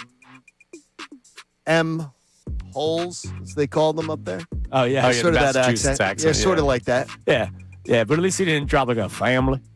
Yeah, but that's Brian a quality Kelly line. out of nowhere. Good introduction by him. That's good work. All right. Hire college basketball coaches with attractive wives. Proves they're recruiting. Damn right. So that's the new strategy being used at least up at Providence. Speaking of injuries, which we teased when we were doing the Lundy Law read, you guys are both familiar with Kylian Mbappe. Yep. One of the, if not the best soccer player in the world right now. He's currently playing for Real Madrid as part of his club season.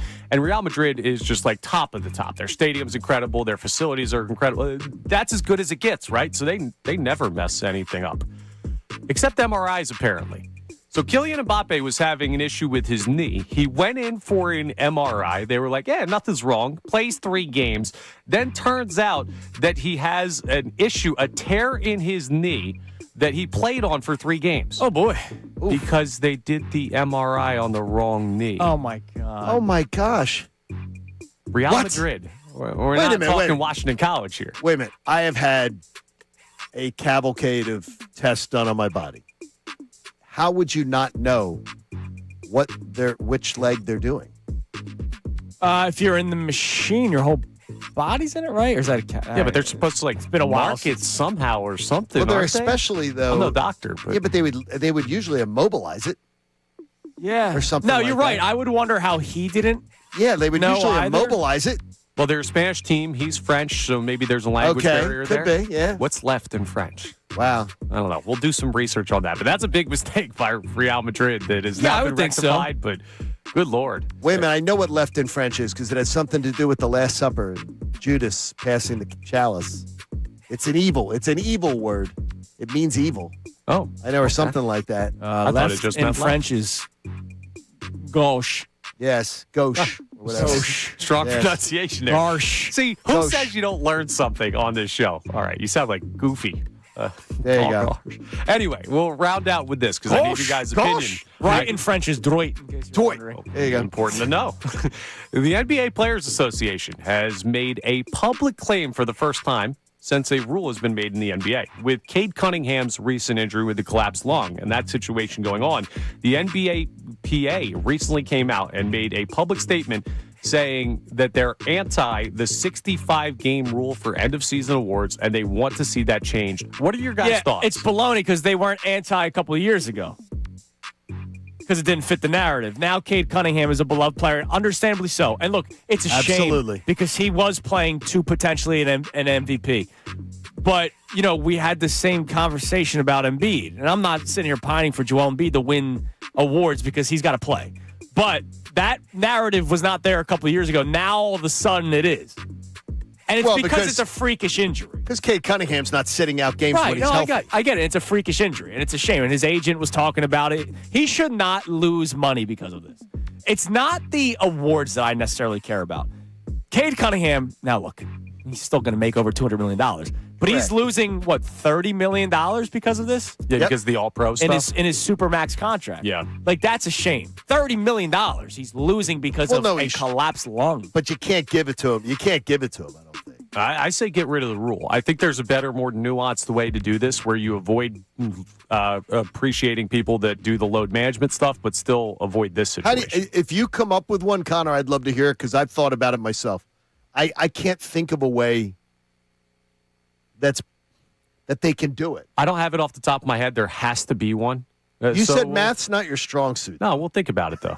We're going to leave the numbers out of it. We're more feel guys. Hey, over damn here. right. Because, damn I mean, right. but the guys who are the scammers ruined it for guys like Cade Cunningham. Absolutely. All right, coming up next, Adam Schefter will join us at 8:05. Phillies, Eagles. Eagles have made a few moves. I'm sure. I'm sure he does. Eagles made a few moves yesterday. A player returns, a new wide receiver. And is that wide receiver a strategic signing, not from an X's and O's standpoint? We'll tell you who and why next. Kincade and Salciunas, Adam Schefter at 8:05 here on The Fanatic. Now on 97.5 The Fanatic Sports Update.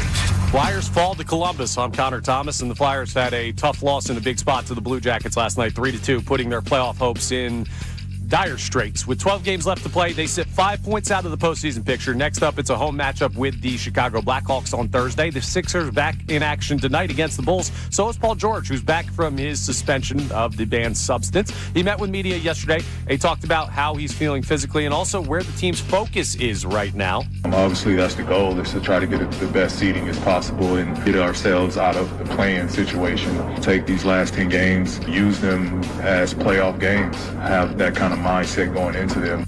Joel Embiid is also listed as questionable for tonight's game, so we'll see if he makes his return as well. A 7 p.m. tip-off. You can hear that game live here on the Fanatic. Eagles were busy yesterday. They re-signed tackle Fred Johnson, also added wide receiver Elijah Moore on a one-year deal. And the Phillies are just a day away from opening day. Major League Baseball season officially opens tonight with the Yankees taking on the Giants out in San Francisco. Adam Schefter joins us coming up next for the latest on the NFL and your Philadelphia Eagles. This update is brought to you by Papa John's, introducing new pan pizza from Papa John's. Order a medium one-topping pan pizza, just $11.99 when you download the Papa John's app or at papajohns.com. Better ingredients, better pizza. That's Papa John's. I'm Connor Thomas for the home of the Sixers, Flyers, and Union. 97.5 The Fanatic and the Fanatic.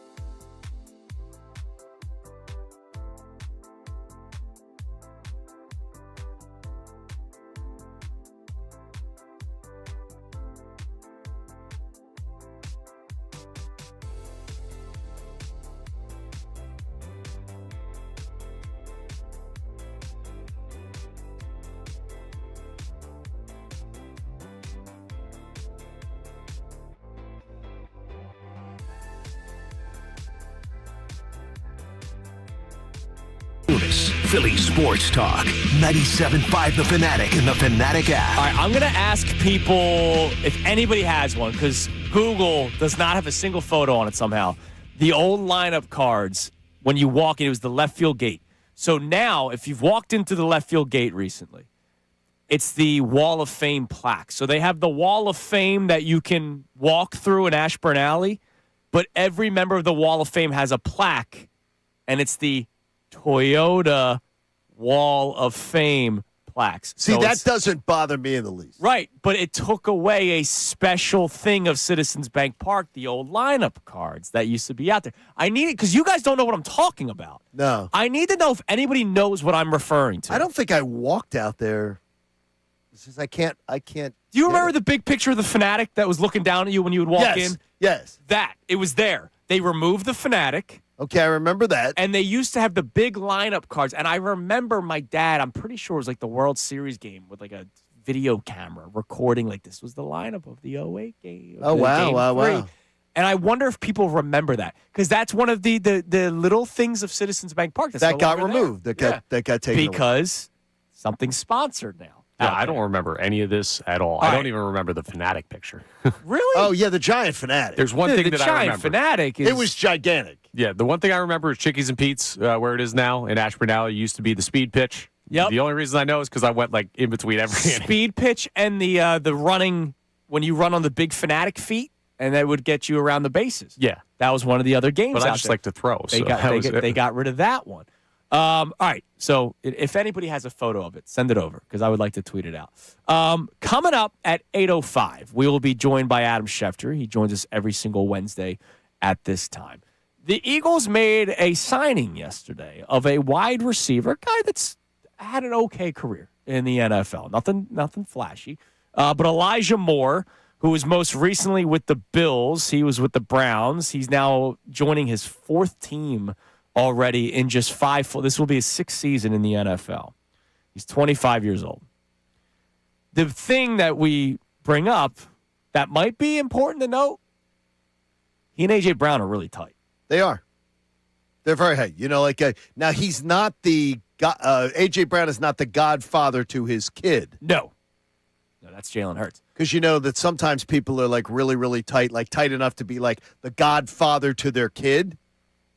And sometimes things are made too much of. But hold on a second. Tight enough to live with one another. Yeah. They were roommates in college. They were.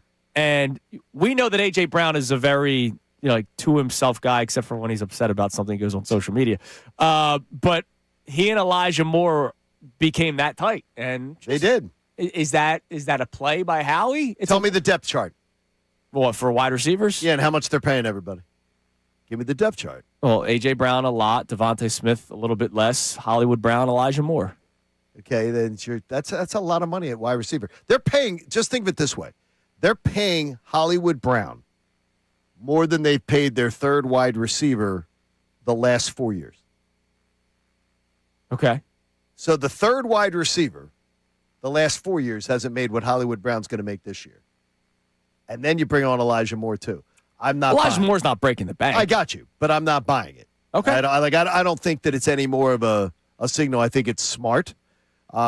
He wasn't finding much. Elijah Moore wasn't finding much of a. No, I mean, it's March 25th. He wasn't finding much of it, but I like it very much. I don't think it gives you anything about just have another competent wide receiver in the house. All right. Well, let's see what Adam Schefter has to think about it, Good. right? Adam Schefter joining us now here on Kincade and Salciunas from ESPN. Shefty, good morning. How are we?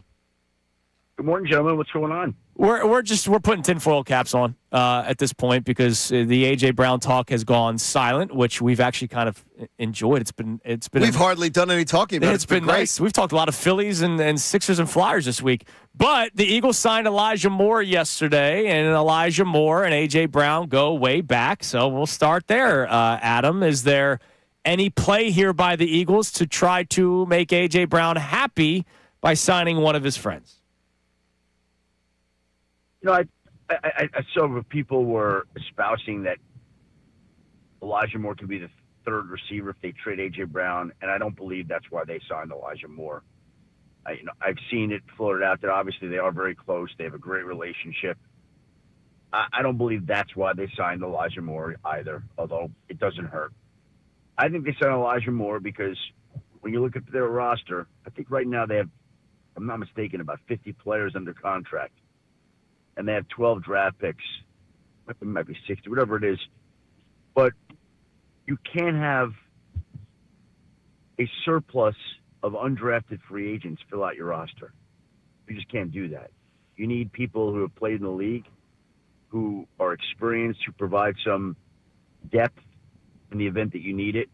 And I think that signing was no more than that. Because it's a wide receiver, we can come up with all our theories and float them out there, but I just think it's the fact that they're filling out their roster with experienced people who have proven they could play at the NFL level, period. I don't think anything more should be made of it. Any less should be made of it. That's what it is, just rounding out just like they've added and rounded out their roster. It just happens to be at the wide receiver position that A.J. Brown plays. It's very interesting that there are some out there locally here that are spinning it like the Eagles have had a quiet offseason. I think it's been rather noisy. I think they've been doing a lot of stuff, especially with the restructuring of contracts. Have you heard anything about restructuring potentially for Jalen Carter to get his extension, or maybe for the other Jalen, for Jalen Hurts to be getting extended? Yeah, no, I haven't heard about Jalen Hurts being extended, and Jalen Carter, I think they're going to want to get to that. I think that's going to be a down-the-line situation. Don't think that that's anytime soon. I think that, there are some other defensive linemen out there in the NFL that have to be paid. Probably Jalen Carter is going to wait and see some of these deals. They're going to want to get Jalen Carter done at some point in time. Don't think it's close right now. But again, I won't be surprised when that gets addressed this offseason.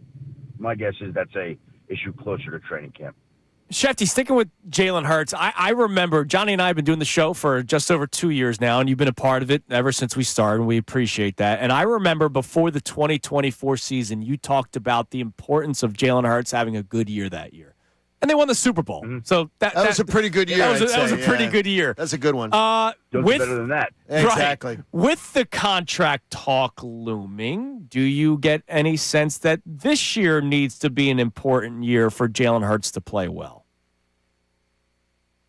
Yeah, but I think it's important every year. And maybe some years are more important than others if there are incentives on the line. But, in this league, if you don't produce, you're going to be called into question, whether you're a quarterback, you're a coach, positional player. I mean, every year is important for everybody. So I don't put any heightened importance on it for him. I'm watching that flag football the other day, and I'm thinking to myself, if I'm an NFL owner, especially like Joe Burrow's owner, I'm pissed off. I'm saying, there is absolutely risk of injury out there. Those guys running around doing that flag football stuff, and it's not just normal off-season like a workout injury. Did you hear anything of that in NFL circles about concern about that? I did not, but again, I didn't have any owners call me and say, boy, I'm really disappointed in my guy was out there playing. Mike Brown didn't call me to voice that feeling sentiment to me. And Mike Brown, if he were watching, probably wouldn't have been pleased about that. But if somebody suffered a big injury, then what good does that insurance do for the team itself? The Bengals. It doesn't do anything for the Bengals. Yeah. Right. I remember, back in the day when the Pro Bowl was in Hawaii. Terrence Edwards? Was it Terrence Edwards? It was Robert Edwards. Robert Edwards.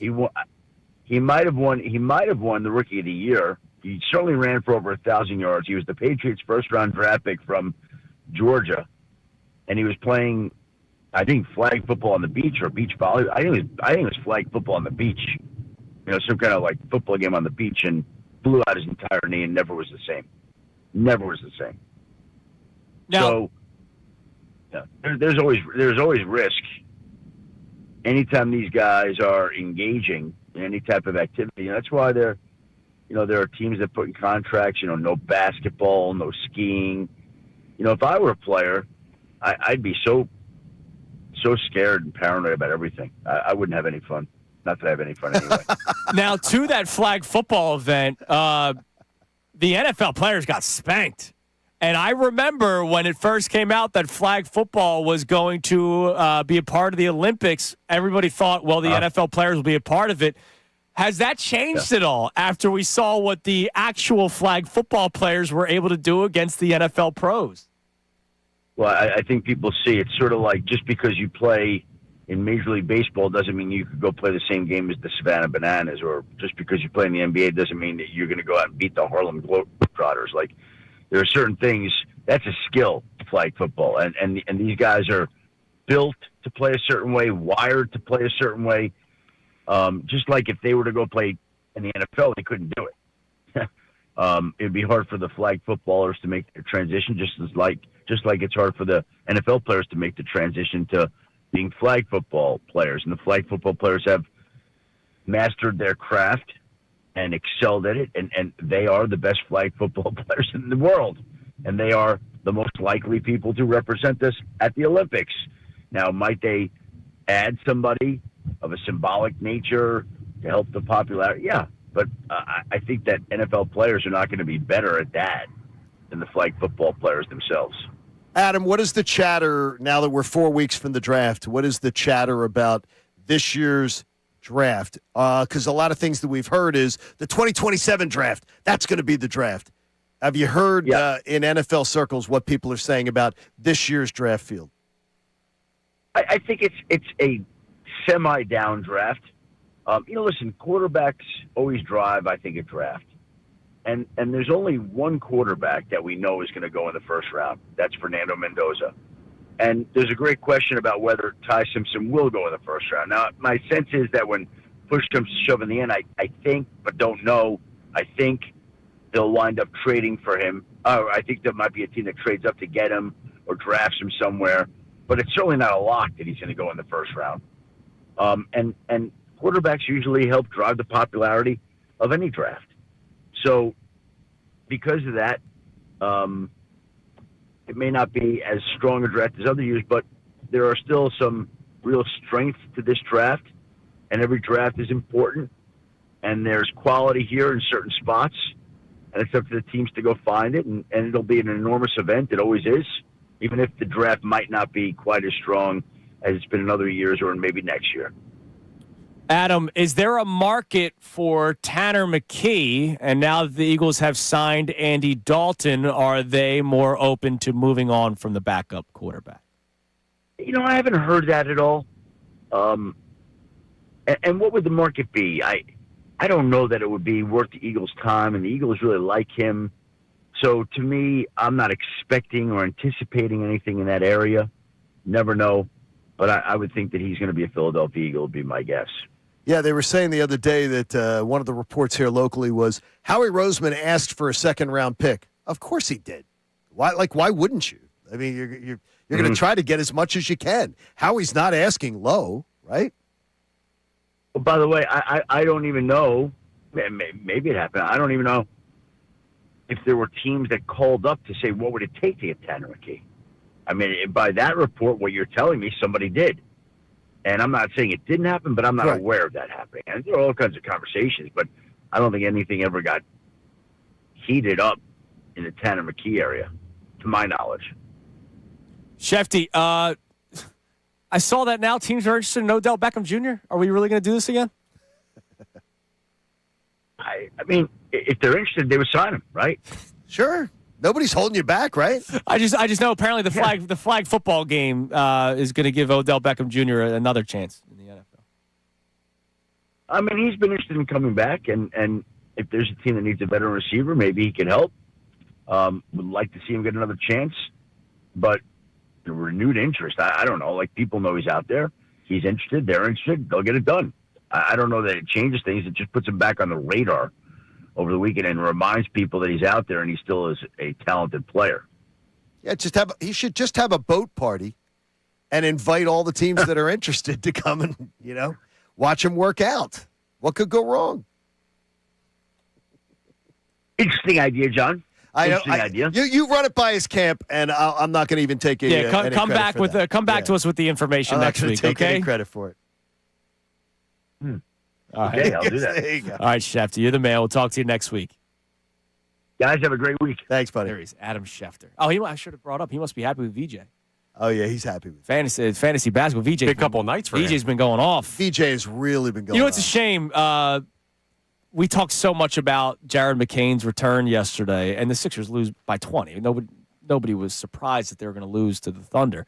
VJ had a great game last night, 2 nights ago. Yeah, he's going to look great on the Thunder next year. Yeah. Stop. 35 points yesterday, 7 of 15 from 3, which is amazing because once more, coming out of college, the big talking point was, well, can his offensive game translate to the NBA? Sure, he's explosive from one end to the other. He can run with Maxey, but can he hit the open three or catch and shoot? And, man, he has shot the ball from 3 better than I think anybody expected. 35%'s not, world-changing. No, but nobody thought 35%. I've been more impressed by 2 things. One, the consistency of the year. Yeah. But also, 2, I expected him to hit a wall by now.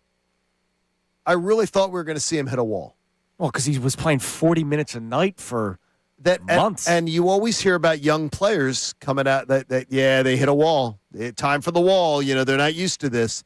He seems quite fresh to me. There's a reason they call him the generator. Yeah. It's supposed to run even when the power goes out. And look, the good thing is Embiid's listed as questionable now. He might be back tonight. If Embiid's back tonight, that's awesome. Paul George is going to be back tonight. Tyrese Maxey could be back next week or two. We'll see what the reevaluation process is like. But maybe that helps VJ too, that he's not the guy like he has been for the last week and a half for the Sixers, where he's out there almost every single minute. It's awesome he's been such a great breath of fresh air. And watching him and Maxey, their rapport is amazing. Yeah. They have such great. I don't think does Maxey have bad energy with anybody? No. I mean, Maxey is just one of those people. And when somebody matches his energy, it's a beautiful thing to see. And VJ Edgecombe matches his energy, not just on the court, but off the court, too. Yeah, and that's where McCain, really matched their energy, too. Yeah. You know what's interesting with McCain? So you remember the comments that he made. Goes to Oklahoma City, and he's like, I get to run that action that Maxey ran with Embiid. You know what'll be really telling about how the Sixers view VJ is when Embiid comes back, because he'll be back before Maxey. When Embiid comes back and VJ's still the focal point at guard, do they run that with Quentin Grimes? No. Or do they run that with VJ? Yeah, with Quentin Grimes. I don't see dribble handoffs with VJ Edgecombe. I don't. It's not his game yet. It might be. Okay, but I'm Connor, that's intriguing because I'm like, well, why not? Well, he's young. I think it will be Grimes as well. But if they do start running that type of action for VJ Edgecombe until Maxey gets back, that'll tell you a lot about what they believe of the ceiling. I don't believe we'll see that, but it'll be interesting. By the way, Nick on our YouTube chat remembers the lineup cards in the left field gate. There would be giant photos of the players all in line down the wall with who's playing and the order they were batting in. It is. It's a great thing. I do not remember. Dude, it was awesome because I remember walking in and being upset when a player wasn't on it. When you had there were days where you didn't know the starting pitcher, right? Because it was pre-social media, and unless you read the paper of the probable pitchers. It was also pre-app. Right, exactly. So that's how you found out your starting that's why lineup you needed it. Before Dan Baker would, introduce the starting lineup. And so I understand why it's not there anymore, because technically you don't need it because you could check your phone. But it's like it's the little things of stadiums. But they've taken that all their way. And because Toyota's paying for something. Cousin Matt checks in. It was also all of their Topps cards. Oh, yeah. It was their Topps cards. And they were giant. They were huge photos. I can't believe you don't remember the Fanatic, though, Connor. Yeah, that's kind of weird. The gigantic Fanatic. I go and just sit down in my seat. I don't really notice anything around the ballpark. Yeah, but no, even if you're driving, he was staring at you when you were on 76. Yes, okay, he was I'm staring at the car, so I don't get in an accident. He was gigantic. I think we're going to have to get. Loser. I think we're going to have to get the Fanatic to come and smack Connor. I love the Fanatic. I just didn't notice. I think the Fanatic might come and just give Connor a good I'm watching the field, baby. Deservedly so. I'm yelling at guys in the bullpen. Were you one of them? Only for the Mets. For the Mets? And never bad. Well, then you're a good kid. You were raised right. Juris Familia was pitching one time, and I go, Juris, so good to see a familiar face. And he laughed. That's the type of chirping you got out of me. Yeah. Nothing bad. Hey, Juris Familia. Yeah, that was pre-Phillies. Now there'd be different words. Yeah. Pre-dad jokes. All right, not pre-dad jokes, up next, Johnny Vegas. Oh, John has I can't wait to see this. 8 over-under Phillies-related bets. Everybody can play along in your car or at home.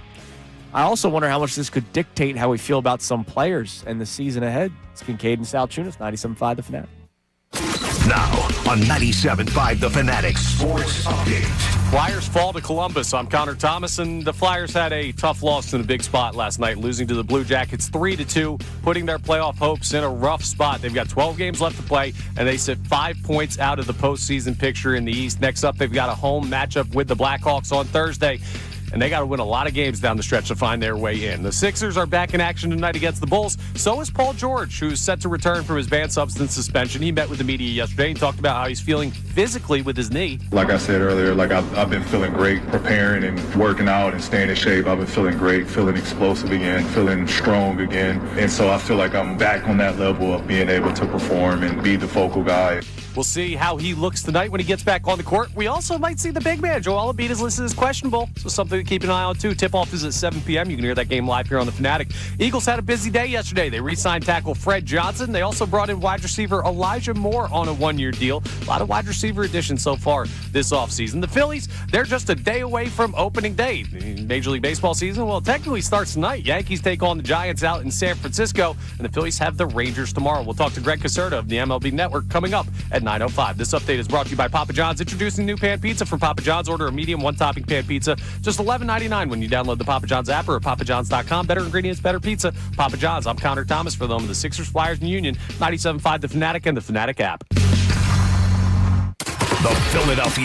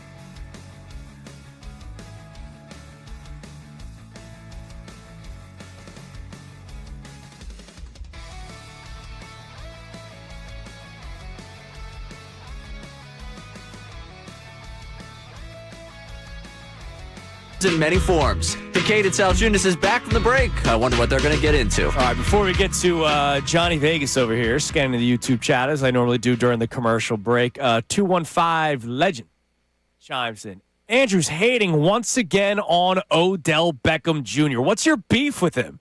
He still has talent. Why shouldn't he play? Such a hater, dog. So here's the deal. First off, I find it funny that teams are now all of a sudden interested in Odell Beckham Jr. because of flag football, right? He didn't play last year. And teams needed wide receivers last year. He played 9 games in 2024. Played 14 games for the Ravens in 23. Did not play in 22 because nobody signed him. Nobody wanted him. And he was his own worst enemy. And every year when his name popped up, and this is probably part of it, Eagles fans would go, "Oh, could the Eagles get him?"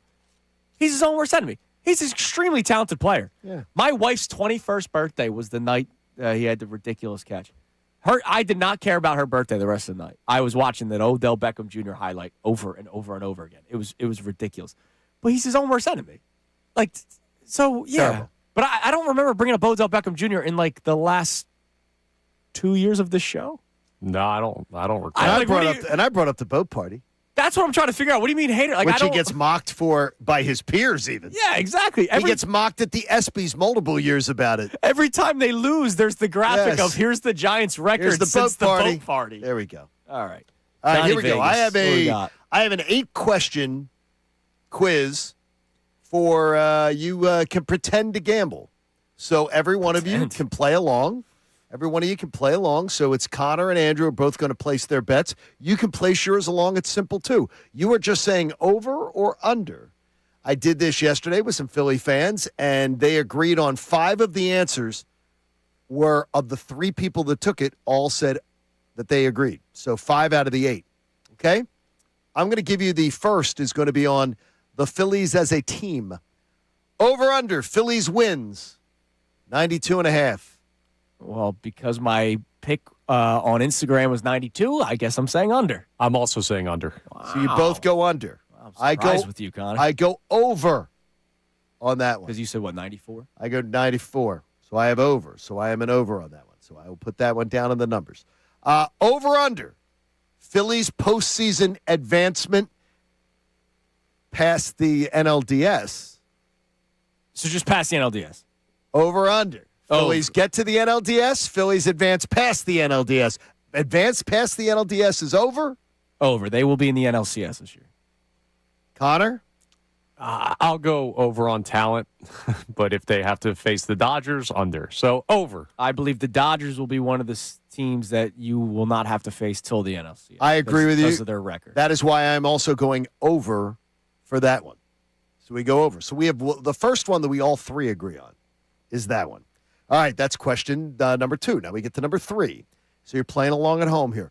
Bryce Harper, over under home runs, 28.5. Over. You both go over. I go under. You go under. Do you know his vague? Because you made these lines up, right? I just made these up. Yes, I just made these up. His over-under, according to the Vegas Strip, is 27.5. I'm taking over on that as well. Okay. I am betting on the guesses that I just have seen the monthly shutdown. You know, I've seen like the 1 month, the 6-week shutdown that just tend to be happening. I look at last year not being a Bryce Harper year, and he's still at 27. So if I'm expecting him to bounce back, which I am, I will take him. Kyle Schwarber, over under RBIs, 120.5. Under. I'll go over on that. Connor goes over. Andrew goes under. I go under. He has hit that mark once, and it was last year. I go under also. Like his entire career, not just correct. Phillies, Yeah, I think he ends up getting better protection even this year from a better Bryce Harper year. Stays in the 2 spot, hits the over. It makes Connor. It makes it like if that the things that are supposed to happen. Your logic makes the most sense. Also, Justin Crawford's a big part of that pick. Because of Justin Crawford being at the back end of the lineup. Being on base. Or Kyle Schwarber not batting first. Well, yeah, but Trey Turner helps. Yes. How about Adolis Garcia? Over under, home runs, 24.5. I'll take the under. That's so disappointing. I will take the over, but I think it's right on the number. I think 25 is what he gets. I'm going over. And that is more, I got to tell you, that's the one where I'm sort of wishing and hoping, but I'm actually thinking around 26 is the number. I think the ballpark helps him out. I hope so. Yeah, I do too. I think playing in that ballpark, and a buddy of mine does sports talk down in Dallas, was like, he goes, John, playing in that park, because there are going to be balls that are just going to fly out of there that do not fly out of Texas. He's What played did he hit? 19 last year? 19. He's played 5 full seasons. Every year he hit 25 or more. Last year was the one he did not. By the way, he also said, because you're going to love this guy. I said, if he strikes out 140 times, are we going to love him? And he goes, just get him. He thinks he's going to have a great year. All right. So I won't go great, but 25 home runs. But no, for what you're expecting, though, no, for what he's expecting. He doesn't think he's going to have like go to the All-Star game here. But he thinks for what we're expecting, he thinks huge upgrade over Castellanos. In the field, at the plate, he thinks it's going to be huge with this lineup. Justin Crawford, over under in batting average, 260. Way over. Wow. Way over. Way over. Way. Under. What is way? What Mid 270s. Wow. At least. Under.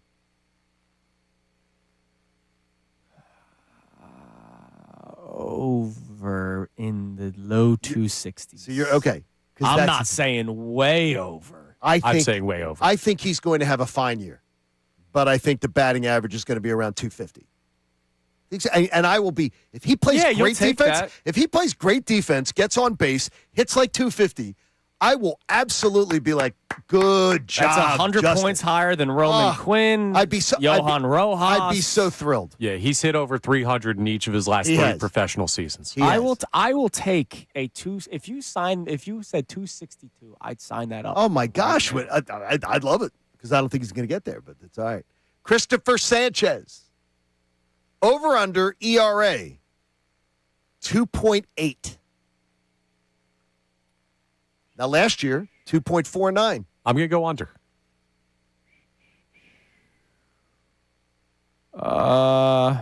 Over. I'm going over also. And I don't think that means he's going to have a bad year. Oh, if you post a 3-1? Yeah, I still think he's going to be below 3.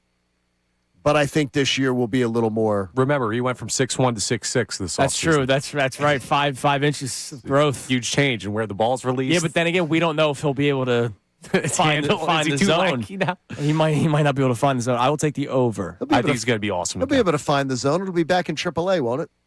Eventually? That's the auto zone. Okay, last one. Jesus Luzardo. Over under in starts. 24.5. Over. Why I asked the question? You both go over without even guessing. Yeah. Why I'm saying it is because he has in 2022 he started 18. In 2023 he started 32. In 2024 he started 12. In 2025 he started 32. What will he do in 2026? Yeah. The pattern is it's every other year you see a problem. I'm going under. Different organization. The Phillies have a great track record of keeping their pitchers on the field. They do. I'm going under. And he's a gamer. Like, he's a guy that... Oh, I think he is. He's a dog. Yeah. I think he's going to... His history has been not to be able to put back-to-back large start seasons together. And so hopefully he's just as healthy, but maybe a little stint where he needs to have some rest. And hopefully he still has a great year. So, you and Connor agreed a lot, though. You guys agreed on 1. You agreed on 2. You agreed on 3. You agreed on 4. Oh, no, you agreed on 5. Just like the other guys. I don't know if it's the same questions, though. I'll have to look. But you agreed on 5. Right. So it seems as if there's some consensus. As a group. Now, Connor's one was a hope. Was the reaching the NLCS. As a group. Talent. Yeah, well, it's just the Dodgers. We agreed on 1, and it was a hope. All 3 of us. And that was the NLCS. Oh, yeah, right. Yeah. Why do you guys feel like they won't match up with the Dodgers? What are you seeing that makes you feel like... Because I think the Dodgers this year will be the 1 seed. Okay. And then you so feel I don't like think the Phillies are going to be. I don't think the Phillies are going to be the Fugazi, where it shakes out. I think the Phillies will be in that 2-3. So the Phillies will be 2-3. They'd avoid them. So they're going to avoid them. What if the Brewers win more games than you? I don't think the Brewers win the division. Then if the Brewers win the division, then the Phillies will be the 3. Right, but that'll put them in the wild card, which means it depends who wins out of the wild card, right? Or would they avoid them altogether? I think the Phillies have the second most wins in the National. I think the Phillies will be fine. Yeah, I think the Phillies are going to be fine. I think they will avoid them, but I think the Dodgers this year will not be where last year they found their way behind 2 teams. The Dodgers are winning the most games in the National League this year. I would bet that. I'd throw my house on that right now. And by the way, I don't think the Brewers are even that team that wins that division. You think the Cubs? Yeah. Yeah, they got a good squad. Yeah. Yeah, good club. They have better pitching, too. Good club. Losing Peralta is a pretty big deal for them. And Kyle Tucker for the Cubs, though. Interesting, though, the amount of people that on social media this morning, I see nobody that has supported John Middleton. No, Jay's getting ripped today. Not one has supported John Middleton. He called a beloved figure That guy. That guy. And then he compared him to Bai Sam. Yeah, no, That was a bad night. John Maybe Middleton, too much wine, brother. plastic cup wine. Put the wine down, man. That was a bad night. All right, coming up next. Yeah, he's got. What wine was he drinking? 610. You don't drink good wine out of plastic cups. All right, we haven't spent much time on the Eagles today. Obviously, we had Shefty on. You heard us talk about Elijah Moore. He kind of shut down the friendship thing. But there is another player that is making a return to the Eagles. We'll talk about it next. Kincade and Salciunas, 97.5 The Fanatic. Keep it locked into 97.5 The Fanatic all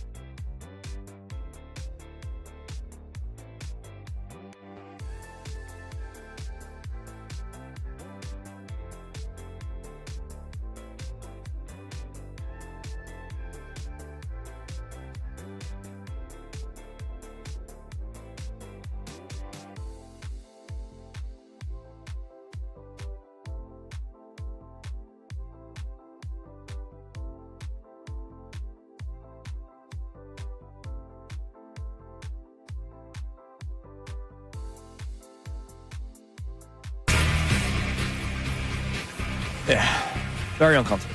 Very uncomfortable you are, eh? I think my pants shrunk. Oh, yeah, that's it. Well, you know what? We were just having that conversation. I mean, Dr. Abidan Appel. By the way, Easy wait there, to Tiger. wait to check the Twitter poll. No, I look like I'm Mike McDaniel today. Or, Yeah, you or do, Bill you do. Colarulo. Or Connor Thomas. Yeah, I got the capris on. And The capris is a bad look, by the way. And I've worn these pants as recently as like 2 weeks ago. And now I think I must have ran the dryer too hot or something because now I'm capri man. The thing is, though, they're not capris. No, they're not. So at least they're not the capris.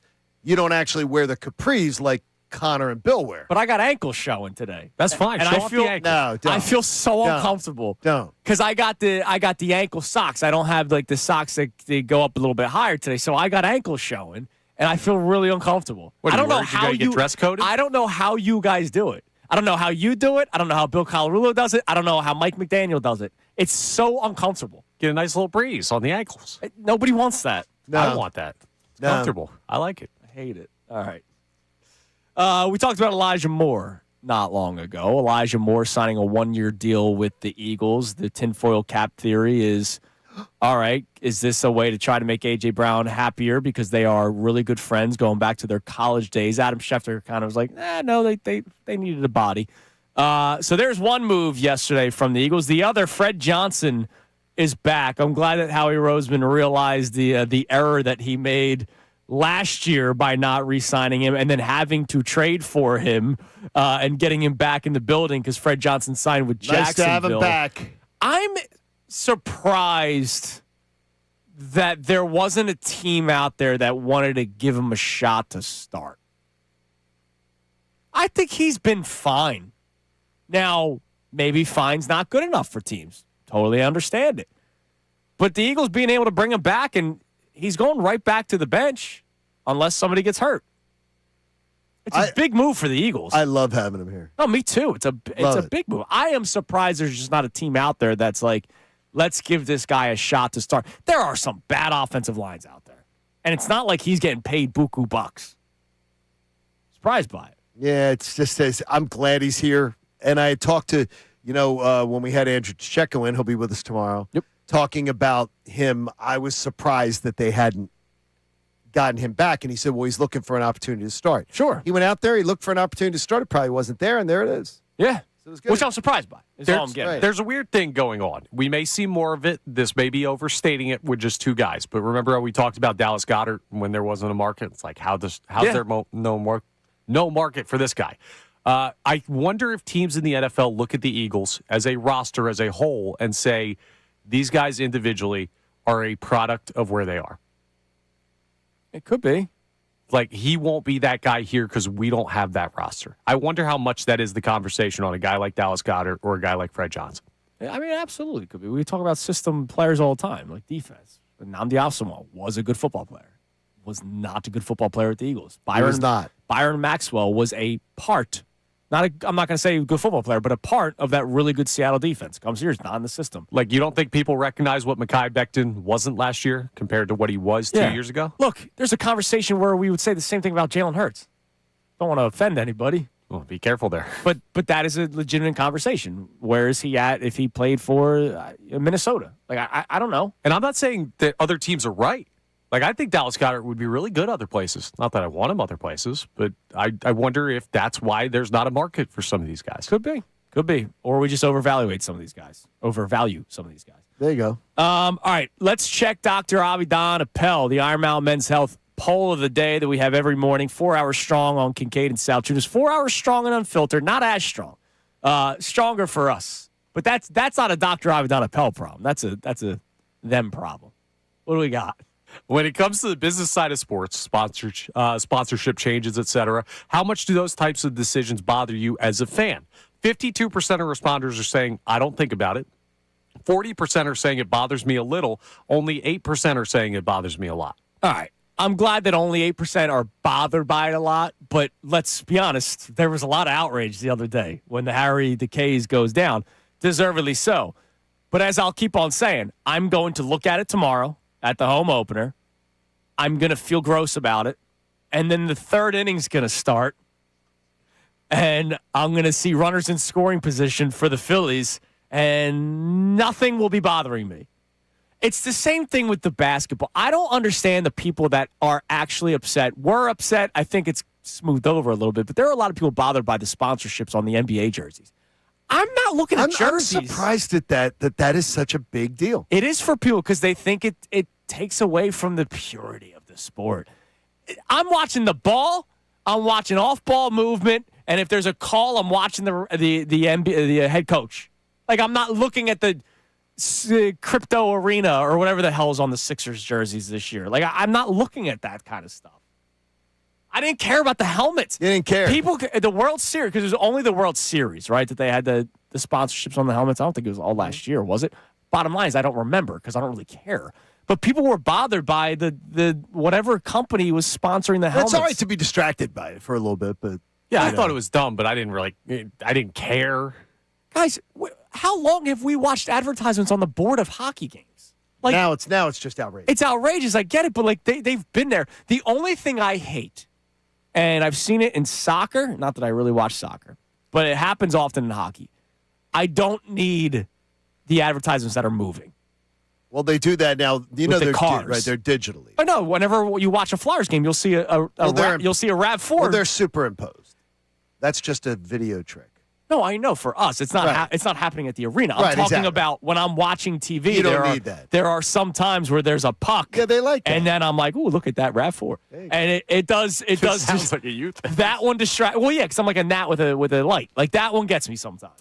All right, like real quickly here, because it was just you brought up your Caprice thing. Yeah. Connor and Andrew, what do in 2026 women hate as spring fashion's beginning? What are women telling men to stay away from? Capri pants.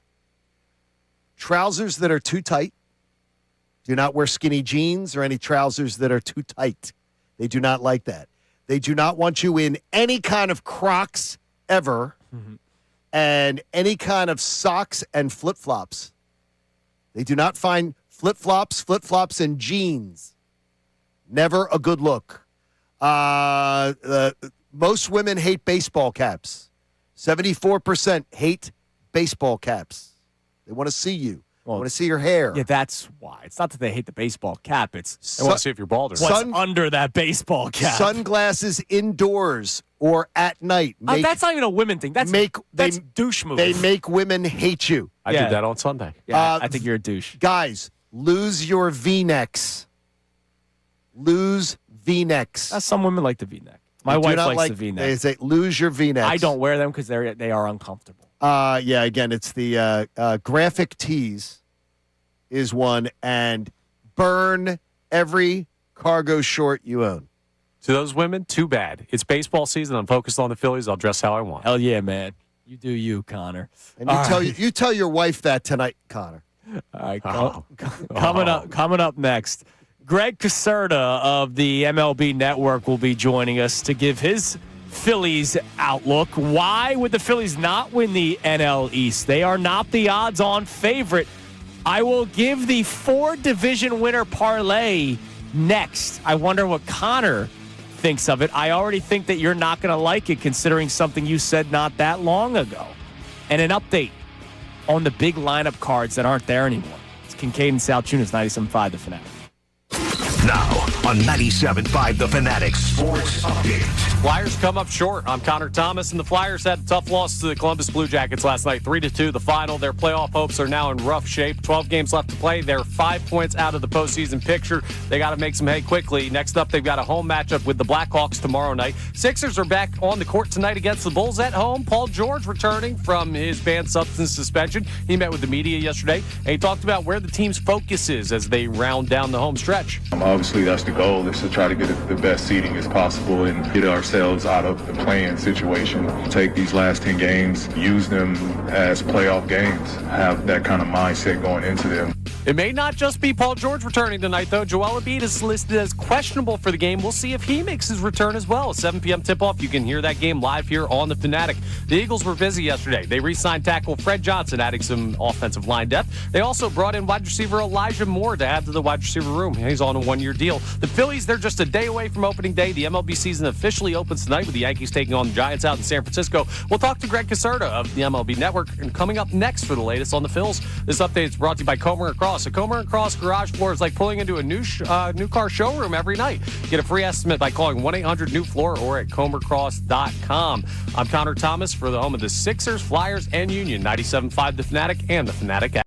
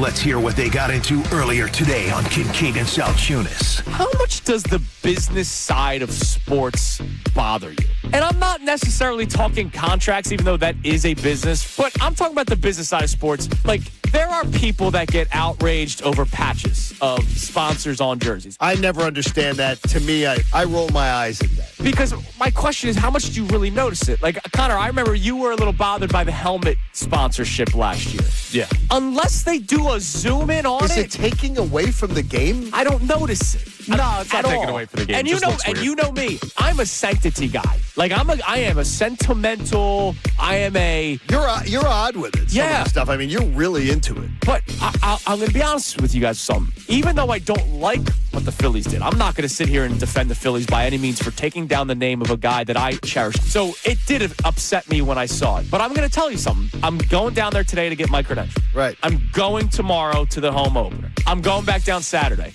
I will look at the Ghost Deck energy drink thing tomorrow, and I might go, oh, man, that looks weird. I'll never notice it again. And then Saturday, I won't notice it. Yeah, I won't notice it again. And look, I think you're being really honest about it. It's horrible, but I'm being honest with you guys. It'll be a one-time thing, but it's not that's the issue, though. It's the arrogance about the decision-making process. Right. That's the issue. Now back to the show. All right, that's what we've been getting into today. After John Middleton's comments last night, they hosted members of the media, some content creators, some influencers about what's coming to Citizens Bank Park this season.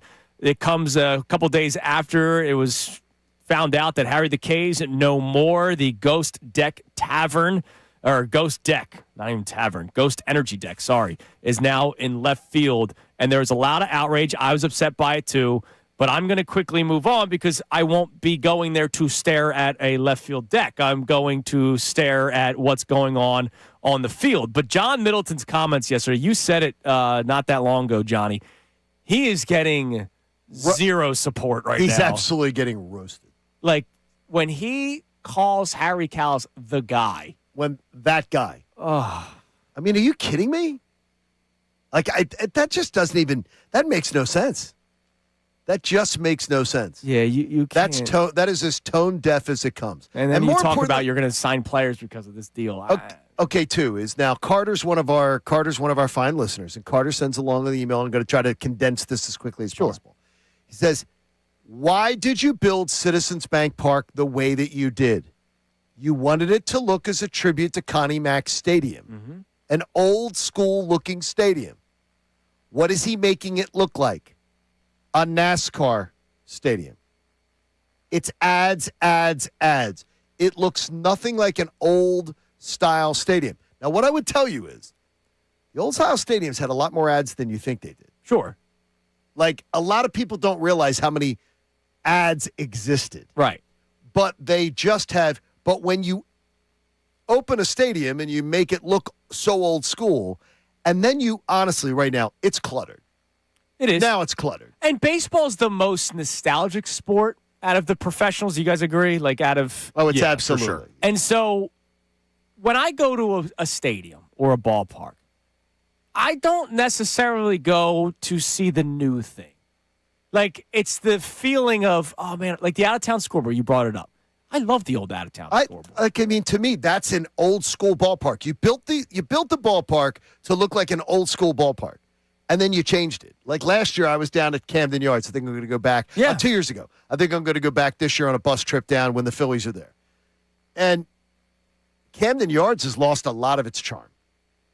It's still a great park, great location and everything, but it's lost a lot of its charm. But to your point, you wanted to go see Camden Yards, right?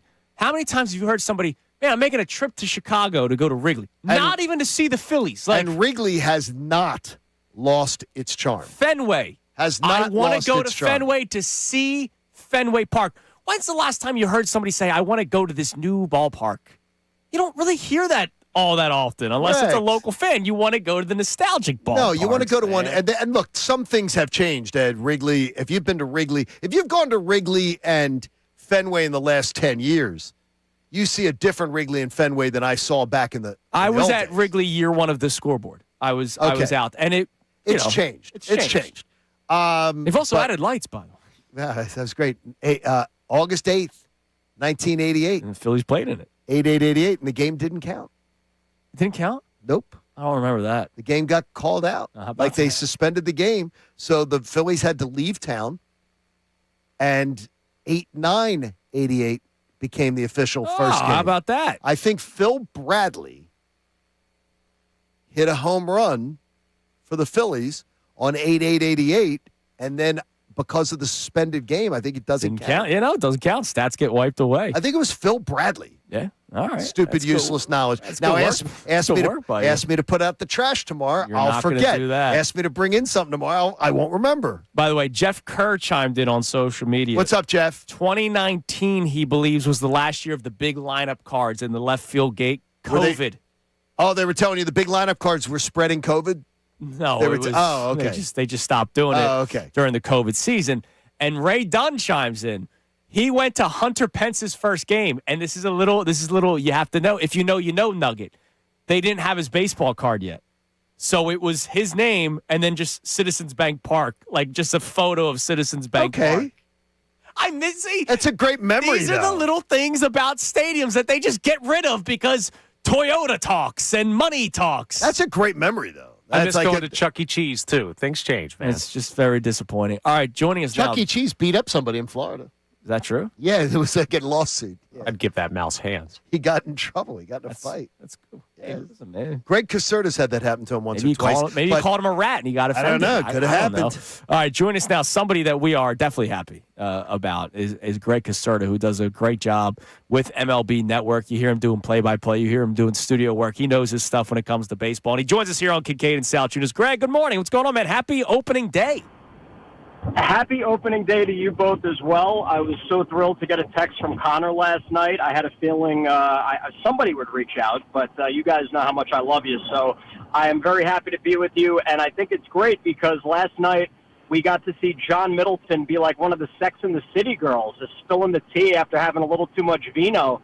And I didn't realize he was so gossipy. It was really enjoyable watching that last night. It's always fine wine when you're drinking it out of a plastic cup.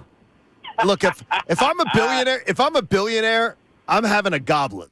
I'm not drinking it out of a plastic cup. But after the last 3 postseasons, maybe he's been, maybe the plastic cup's the way to go. Because he's hoping for a different result this year, Greg. Yeah, I think a red Solo probably would have been a little bit better, and I don't know who said it, but it might have been somebody at the station. I was more amazed with the wine not spilling over the top of the cup. That would be me. The best part. That's amazing. Yeah, right. I was amazed. Teetering the whole time. I was waiting for it. Greg, so let's talk about one thing John Middleton said yesterday, because I'm curious your thoughts on it.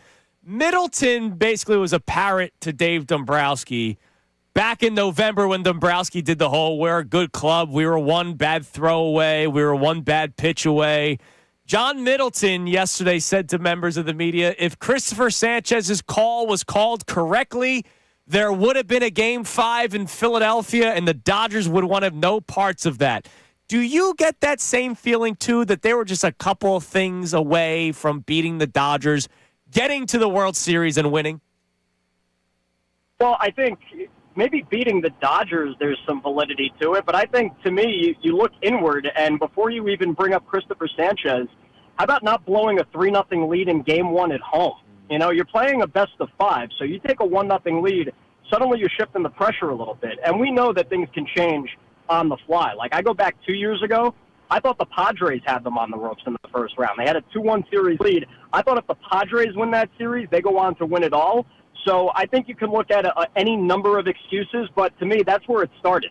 You had a shot there. You had a lead in Game 4 before Kerkering came in and made that wide throw in extra innings. So, yeah, there were opportunities there, but to single out one specific incident, it's like, no, you guys blew the series on multiple fronts. So I think to just, finger point and point at that one thing, you could look at multiple things in that series that could have changed things. Do you believe the Phillies made enough moves this offseason to truly change sort of their DNA, especially after all those October collapses? I would have loved Harrison Bader coming back. I said this yesterday, especially in the wake of the Johan Rojas suspension, and I think it's easier to point at that now, but I loved Harrison Bader with them last year. I think Bader wanted to be back, and I know that you always assume that injury risk with him, but I think he would have been a perfect fit for this team. And when you look at what he got from the Giants, it was not a deal that broke the bank over 2 years. So that, to me, would have been one that I would have looked at. I really like the Adolis Garcia pickup. You get him on the cheap, which I think was wonderful. And I think, the power was certainly there during spring training. Is there a fire alarm going off, by the way? Yes. We have a fire alarm, but we're not going to burn it. Okay. We're not going to burn up. All right, no, it's all good, because I wanted to make sure it wasn't something on my end. So, no, it's us. Adolis Garcia, I did like the pickup. I do think that they bolstered their bullpen. I love the Brad Keller pickup. And I think that if you get Aaron Nola back to what he looked like during the WBC and during spring training, you pair that with Wheeler coming back and hopefully giving you a fraction of what he was, I think that, their pitching is going to be fine. But again, I've jumped on with you guys. I've jumped on with others. It's going to be a question of this lineup. And maybe now you remove Castellanos, and that certainly changes the dynamic of the clubhouse. I think that lineup, in the end, there are still some major holes there, especially in center field and behind the plate. Greg, the Phillies are not the odds-on favorite to win the National League East. The Mets are. Curious Is it more so because of the Mets and what they've accomplished this offseason, or do you think it's the opposite where the Phillies did not bolster the team to the concerns that you have? I think it's more the latter, Andrew. I think it's also a little, I guess, fatigue about the Phillies being favorites. I don't look at the Mets. I know that they certainly improved their infield with Bichette and Simeon and Polanco, but you also lost Alonso and Nimmo in the process. I think if you look at the Mets, their bullpen was a major problem last year, especially over the final 2 months of the season post-trade deadline. Their starting rotation still has a number of holes in it. You're hoping that Kodai Senga can come back and give you what he gave you 2 years ago. So, no, I don't see the Mets as a major threat. And I actually looked at the Braves before all their injuries in their rotation as being a serious threat. So I still have the Phillies winning this division. But, again, I also said that the Phillies were going to win it all last year. So I wouldn't take my prediction to the bank. Who do you think is going to be the Phillies' best starter at the end of the season going into October? Not in April, going into October. So I think the safe answer is Christopher Sanchez, but I also really like Jesus Luzardo. A lot of chatter on your network. I've been watching. There's been a lot of your staff seems to have him even as like a dark horse Cy Young guy. Yeah, I'm not going that far. I think that he might finish near the top of the National League and in baseball in strikeouts. I think that's more likely.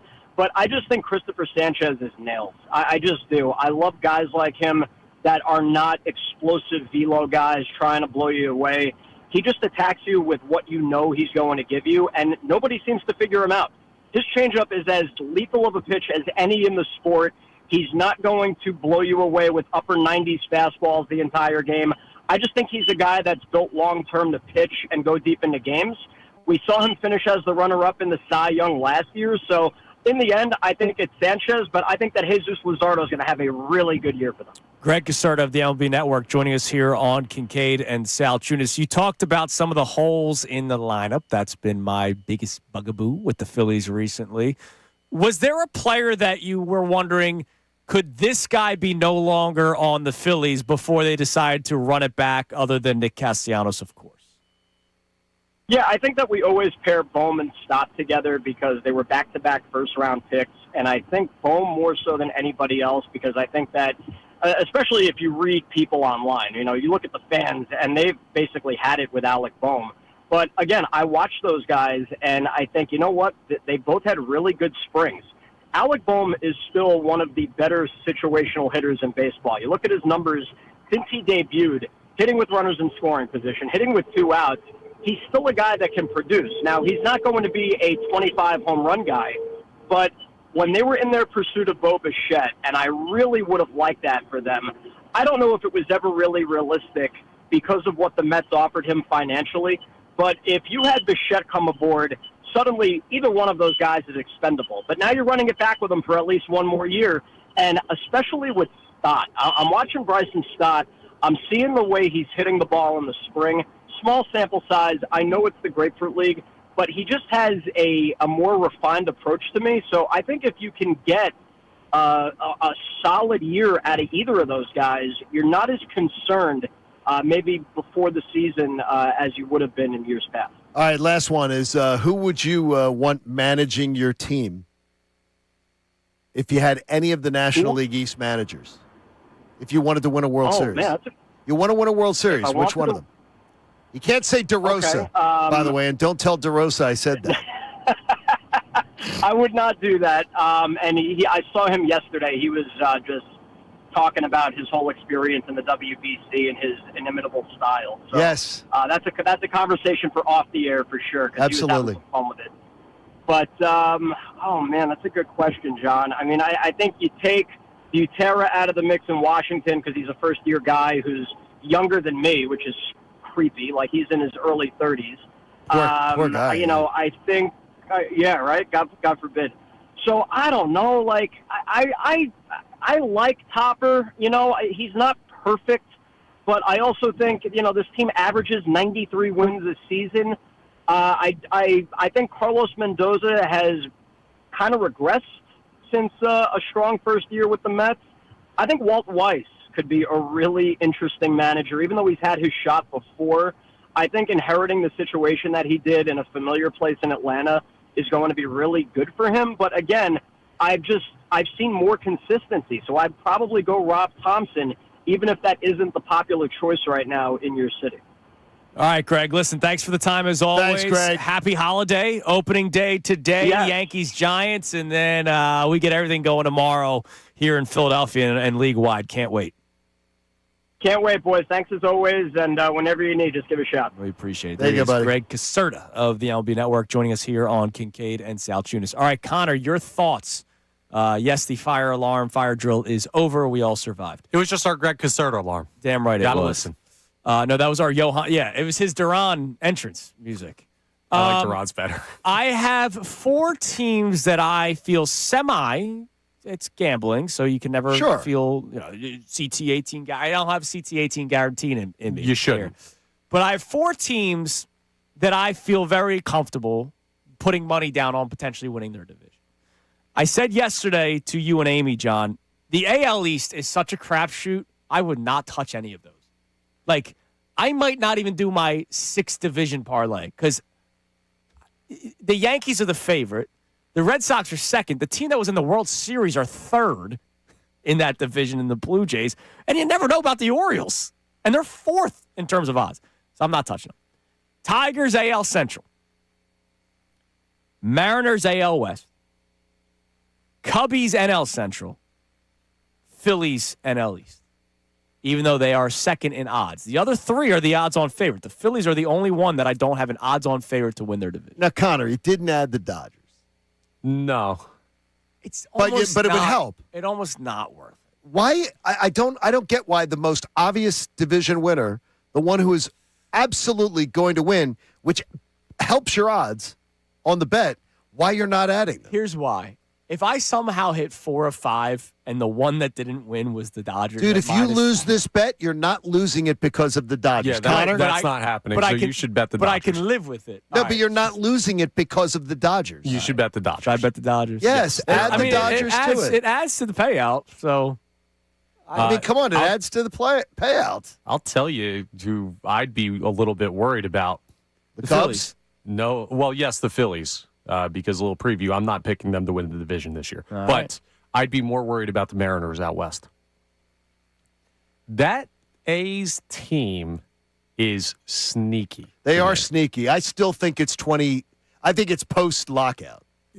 Yeah, that ballpark's so gross. And it is. And Harper may be an A by then. But they're one of those don't know what they don't know teams, and they got a lot of young talent. They have a great that might be the one of the best assemblages of young talents in some of those Rays teams. What do they have, the 3rd best odds in that division? Third best, right? No, 4th behind Houston and Texas. I don't agree with that. Look at the Sacramento Athletics. Plus 1,200, bro. You be a Connor, rich man. Hey, Connor, that's worth $10. That's worth $10. But the AL I don't West like is- their rotation. The AL West is super tricky, too, because those teams feel streaky to me year over year. I don't like that division as a whole. Like, it seems every year they just have a bunch of. There's a bunch of. Well, you never know when Houston might catch Yeah. fire again. They don't have the star power of an NL East or an AL East, but that's Correct. going to be another really tough one to predict. The Mariners' rotations are really, really good. Oh, it is. Their It is. Their bullpen's really, really No. good. The biggest thing with the Phillies for me, the Phillies Mets, the Phillies rotation, I feel so comfortable and confident in. So do I. And the bullpen is better than last year. That like I can legitimately we've talked about this a couple times. If Zach Wheeler comes back and he is at least good enough to be your number 2 pitcher, and Aaron Nola is not unpitchable, every day I have a chance to win. Aaron Nola should give you more faith right now going into this season than you had going into last season. Yeah. The bullpen is absolutely better going into this season than last season. We know more about Luzardo. We know more about Christopher Sanchez going into this season than we did last season. There's so much to like. Yeah, but they're thin. And that's the biggest issue. All right. A lot of Don't teams are. don't fat shame, A lot Connor. of teams are.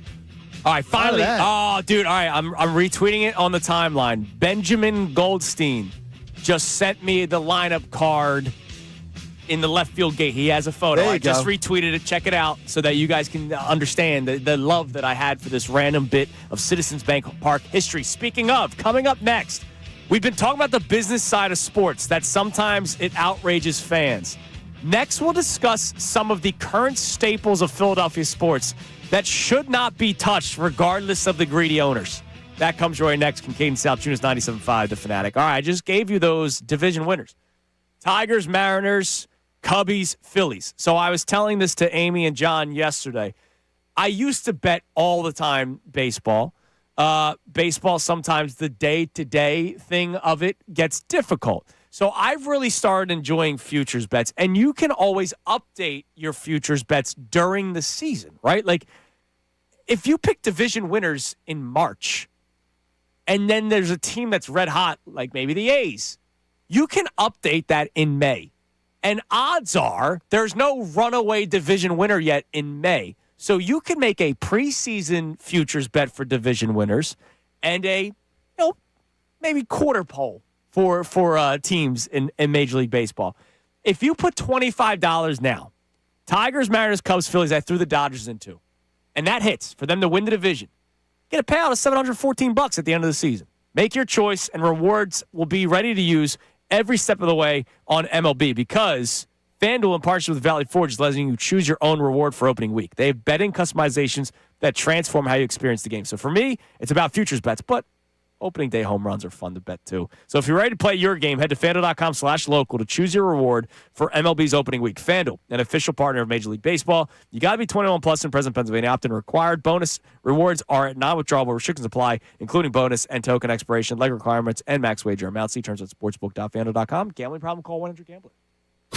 Now on 97.5 The Fanatic Sports Update. Tough loss for the Flyers. I'm Connor Thomas, and the Flyers had a big spot last night. Came up short, unfortunately, against the Columbus Blue Jackets, 3-2, the final, and their playoff hopes are now hanging by a thread. They've got 12 games left. They sit 5 points out of the postseason picture. Their next game will be tomorrow night against the Chicago Blackhawks. The Sixers are back on the court tonight, taking on the Chicago Bulls. So is Paul George. He's back from the banned substance suspension. He met with the media yesterday. He talked about how he's feeling physically. Like I said earlier, I've been feeling great, preparing and working out and staying in shape. I've been feeling great, feeling explosive again, feeling strong again. And so I feel like I'm back on that level of being able to perform and be the focal guy. Sounds like he's ready to step back on the court, but he might not be the focal guy tonight if Joel Embiid also makes his return. Embiid listed as questionable, so we'll see if he's back too. It's a 7 p.m. tip-off. You can hear that game live here on 97.5 The Fanatic. The Eagles, they had a busy day yesterday with some roster moves. They re-signed tackle Fred Johnson. They also went out in free agency and added wide receiver Elijah Moore on a one-year deal. And the Phillies, they'll be busy tomorrow. Tomorrow's opening day. Tonight, the opening of Major League Baseball's season. Yankees take on the Giants out in San Francisco. So it is officially baseball season as of today. This update is brought to you by Staples. From posters and presentations to labels and loyalty cards, Staples has all the print to boost your brand. Shop now in store. You can shop online. Staples, that was easy. I'm Connor Thomas for the home of the Sixers, Flyers, and Union. 97.5 The Fanatic and the Fanatic app.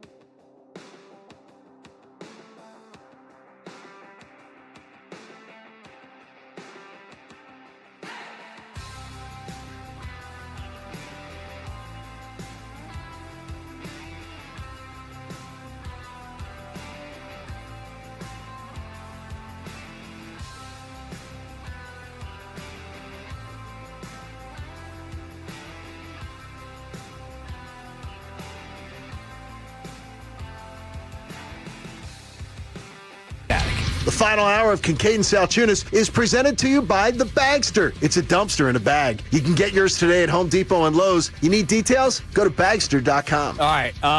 Coming up in a little bit, we're going to talk about other staples surrounding, Philadelphia sports when it comes to the buildings, right? That you're saying these can't go away. Don't do it, greedy owner, like John Middleton did with Harry the K's going to the Ghost Energy deck. The Ghost Energy deck. And I've been complaining about the big lineup cards that are no longer there because it's now the Toyota Wall of Fame. They have a Wall of Fame. They literally have one in Ashburn Alley. They now have a second because it's sponsored. Now, let's be clear. If Toyota wants to put a Fanatic Wall of Fame or Ghost Energy wants the Fanatic Ghost Energy deck, we can be bought. I'm not anti-Toyota. Yeah, but we don't have anything. We don't have anything of tradition or What do you anything mean? There's like an that. auto-kept baseball right behind you. Exactly. I'm not Honestly. anti-Toyota. Or look, advertisers keep these freaking lights on. I am pro companies. I have 2 Toyotas. But there are some things that, I wish you could have moved it to the side. Or you could have maybe it could have been the Toyota lineup cards instead of a second Wall of Fame. How many Wall of Fames do you need? You already have players that don't belong, and now you need 2 of them? Let's go to Slick Rick, who wants to talk about a big event tonight. What's up, Slick Rick? Protein drink. Oh, hello. Hi, Rick. You're getting your protein in for tonight? Hey, how y'all doing? Are you getting your protein in? Good morning. I was on hold for a while. You caught me unexpected. There you go, buddy. I was agreeing with you guys on all the overs, and then on the ERAs, I was going under. But I'm more interested in the Sixers today because PG is back, and we have to make a run for the playoffs. Yeah, look, now, Paul George, say what you want ahead. about him getting suspended and why. It's important that he's back because this Sixers team is just a game and a half out of a 5th seed. Top 6 seeds don't have to play in the play-in. And if JoJo comes back tonight, listed as questionable, this could hopefully be the beginning of a mini run to solidify a seeding in the playoffs. I don't want to play in, and I know we lose the tiebreaker with Atlanta, but Toronto is falling. They're free-falling. Mm-hmm. So I think that we can jump Toronto, and I think we can get the 6th seed. And then, honestly, the 5 seed isn't out of the equation. It really isn't. No. It's just a matter of them getting healthy and hot at the same time.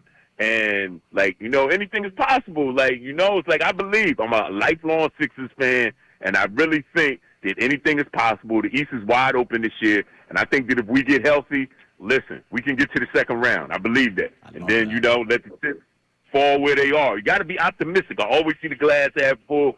And the key component is we need everyone healthy, but we got to have that big man. We got to have 21. If my man JoJo is there tonight and he can stay healthy for the next 60 days, that's all I ask. I need 60 days of good health. And if the season lasts that long, listen, we can make good things happen because I believe. Well, I'll tell you, you are a believer, man. 60 days. I don't know what's crazier. Do you believe 60 days have health or that you believe they can get this thing done? But I love your energy. I love that energy. Definitely. I'm going to be there tonight, too, man. Too bad I'm not on you guys' team because me and Ricky Bo are going to win, man. We'll see you there. See, me and Ricky Bo are going to win, man. I'll see you guys later, man. All right, we'll Rick. see you there, Here's Rick. the problem with Unfiltered and Middays with Marks. They built like rosters. Yeah, what is this? Isn't this a station event? We got Stan. Stan from Drexel Hill. That's all I need. My man Stan. All we got, all we need? The most overused thing in sports now? I guess we have Connor. We have Austin. We have Sean Rodman. Yeah, we got numbers. By the way, Sean Rodman was crafty last year. He was. We got people. Ray Dunn is crafty. Ray Dunn's a dangerous player, man. Ray Dunn is crafty. So watch Ray Dunn. Here's my problem. It's gonna be fun. Here's my problem. I never care enough. I kind of go through the motions. By the way, I picked you to win. So stop this crap. So stop it. Coming up in the next segment, Ray Dunn did his predictions, and he set odds for who will win knockout. And what he wrote about me is painful because it's about something that I can't stand. And he wrote it about me, and you know what? He's not wrong. Ray Dunn is not wrong. That'll come up in the last segment. Ray Dunn has the odds for knockout. So I'm mad at him too. Look, John, I hear you. It's just I've watched you in every one of these, and I just don't think you. I just go through the motions. And the thing is that do more than that. I think I know why, though, because I've sat with you at the games where we play knockout. What do I do? Well, we usually have a few pops. Oh, yeah. So you are in a very relaxed, casual mood. Connor's like Harry Hardon. You've also seen me at games. Connor's booing, screaming at Cutter Gauthier. Connor's Harry Hardon. You were noisy at the Eagles-Bucks game. Oh yeah, and no question. I sit there. I take it all in. Like I sit there, and I get competitive juices flowing. Just 10 o'clock at night, not so. Oh, past the bedtime. Not so much. Like not so much. We'll get into the odds. Only noisy in the second half. Of that Bucks game when they were crap in the bed. They were, and AJ was unhappy that they won. Oh, AJ, poor AJ. All right, staples of Philadelphia sports right now. Are there many remaining? Are there any? Well, you got the. Tell me. You got the Doug Peterson, Nick Foles statue. That's terrible. But that's also sponsored by Bud Light. That doesn't count. I love that thing. There's no tradition to that. They bought it. A sponsor created it. They plunked it down. They've moved it once. Yeah. That's not, no. That thing's been moved around. It's a sponsored thing. No. I do love the outside the Xfinity Mobile Arena, the Wilt statue. I really like that one. I love the Kate Smith statue. Oh, I'm sorry. They got rid of that, too. That one got moved. Yeah. They got rid of that. Mr. Snyder. Yeah. I guess that's there. That's there. That's there. Is there anything in the ball? Like, is there anything that's... All right, what is it? Because Citizens Bank Park has removed a lot. Like, the clock is another... We haven't even talked about the clock. I don't really care, if I'm being completely honest with you. Like, I don't. But I understand why it's a nostalgic thing. It was brought over. Yeah. It's the idea is that you brought it over. You're supposed to be keeping some of the history from the old park. Yeah, well, they're going to get rid of it. Can't keep stuff forever. No, they already did it last year. Because of they the All-Star did it last year because they had to put the But All-Star. Middleton said last night he does not expect it to come back. He's probably in a dumpster somewhere. They probably put it up for on eBay. Probably. So he's got to pay for a Dallas Cars. Exactly. I don't ever want to see the bell with a sponsor on it. I would like the home run bell to remain just kind of what it is. Look, I don't care about sponsorships. I don't want it removed. And you're right. The bell's got to be there. The bell needs to. Now, they already updated now, they've the bell. changed the bell 3 times in this building. The bell used to swing. It does. Yes. Does it swing? Yeah, I don't think it does. does. It swing. Now it just swings. But it used to be. Now it swings just digitally. Yeah, it's a digital swing. It's a different. Fine. Digital swing's fine. That bell has changed at least 3 times. I used to love, as a kid, Ryan Howard hit a home run and staring at the bell. Yeah, I need the bell. It's changed. Big bell guy. I also need the Sixers bell. The Sixers bell, I don't want to go anywhere. That's a tradition that's really caught on and done really well for them. It has. I like when they have the bell ringer of note. Exactly. When they have John Kincade. Oh, yeah, that was big bell ringer. Dr. J. Yes, exactly. But we talk about in that order. That's the important thing. We talk about before a big playoff game, and we hope they're going to make the actual playoffs. And not Who's just going the to ring the bell? Right. Who's got game 1? Yeah, Right. they'll never get rid of first pitches in baseball. But remember that used to be who's throwing the first pitch. Yeah, but you know what? I think they've even screwed the pooch on that one. With who? Because they have 3 or 4 now. At the same time? No. They have 3 or 4 first pitches. Yeah. No, I'm talking about the playoff ones. Like when it's Rollins. Yeah, but even on those games, they'll have they've sell them. They sell 3 or 4 first pitches. So you're okay, the ceremonial first pitch, but then they've sold 3 of them where you got to sit through 3 people throwing a first pitch. Now, Trevor Rice chimes in his $1 dog night count. Well, $1 dog night. I think that counts. Last night, the Flyers. It's gone. Yeah, Flyers had it last night. Unfortunately, the Flyers. Maybe the players ate too many during the intermission. It was a dog of an effort. First intermission, they celebrated $1 dog night and then came out sleeping in the second period. There really isn't much nostalgia left. No, there's none. There's none. That's kind of sad. I was asking you what it is. You can't the Peterson statue isn't it nostalgia? No, it's just because they won a Super Bowl. Bought it makes me happy. They bought it. By the way, why isn't there a statue of the second Super Bowl? Oh, because Bud Light didn't give somebody didn't buy one. They didn't do dilly-dilly, man. Seriously. Why wouldn't there be a statue of that Super Bowl? Also, there wasn't the standalone moment, too. A complete domination. The dagger. Yeah, that's a much bigger one. No, it's not bigger. No, it's Then not. two guys standing No, on the it's not. sideline talking? For the Philly special? No, Yes. the Philly This might be special. the craziest I would rather see over the shoulder. I would rather see Foles catching it over the shoulder. You're okay. Yes, I'd rather see Foles catching it over his shoulder. I thought you meant the dagger was bigger than the No, Philly no. special. I'd My rather God. see Foles catching it over his shoulder. He's about to walk out. No, I'd rather see that. No, that's the greatest. Just All right. amazing. Coming up next, Phillies baseball. We gave you some odds today. It's not the only odds we have. We have a big event tonight. Connor's already upset, and I know why. It's Kincade and Salciunas, 97.5, The Fanatic. From the city that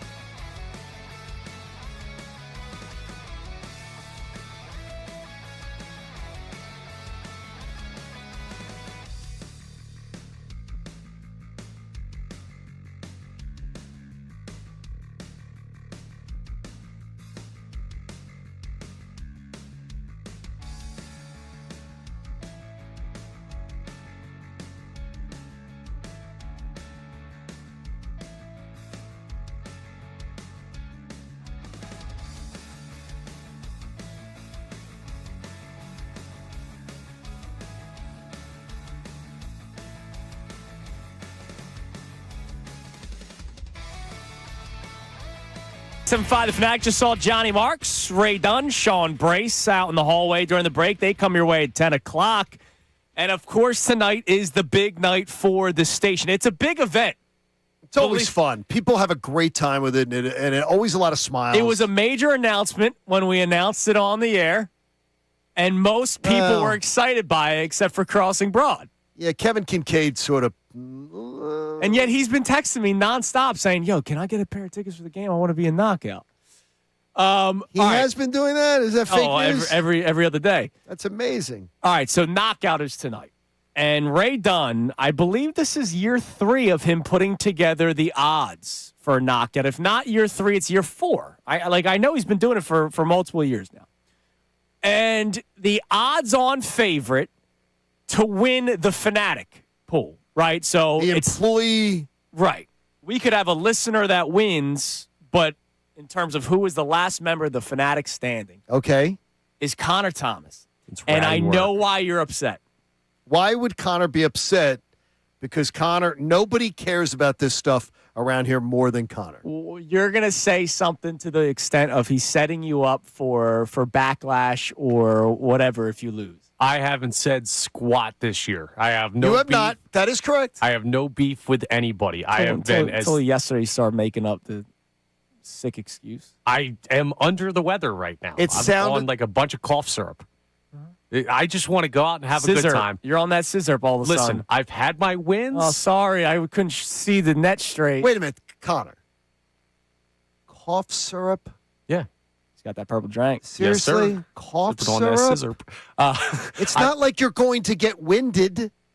I've had my wins. I've had my losses. Maybe at this point in my knockout career, I just want to ride off into the sunset and enjoy the event. But That's Ray not Dunn, you. That is not in your DNA. It is me. I'm the guy that. No. I'm the go through the motions guy here. You had all right? your losses, and then you had your bigger losses.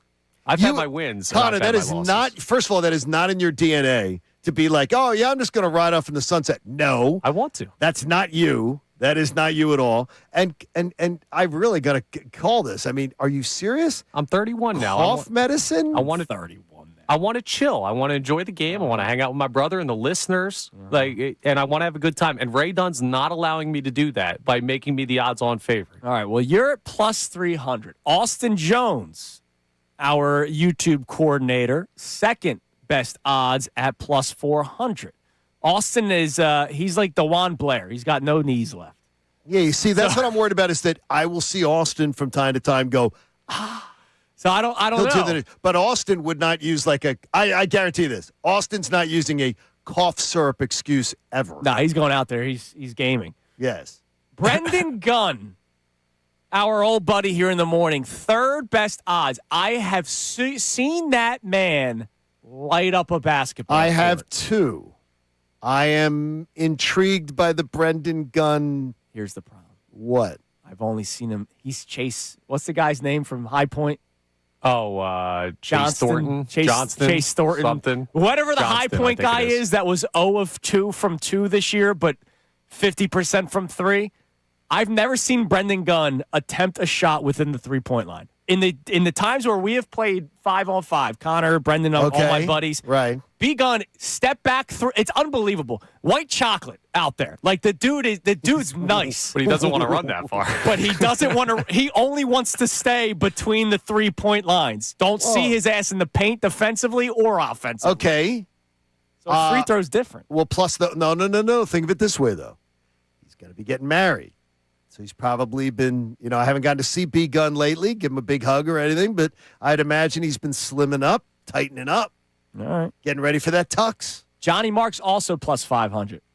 John Marks says he's been training because he has a basketball net at his house. Is John Marks even money for the headband?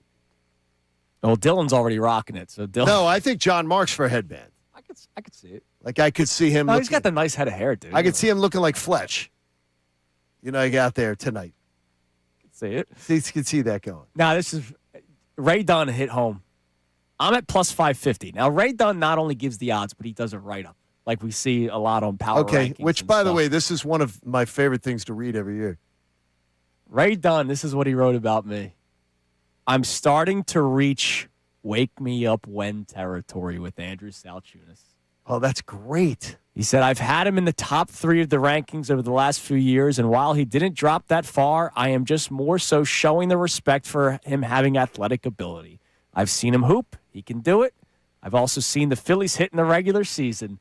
Time to come through in the big moment. I think Ray. Man, that hit hard, dude. I think Ray is taking. I think Ray right there is taking the stick, and he's at the Philadelphia Zoo, and he's running it up along the lion's cage, and he's seeing if he can aggravate you a little bit, and maybe get the best out of you.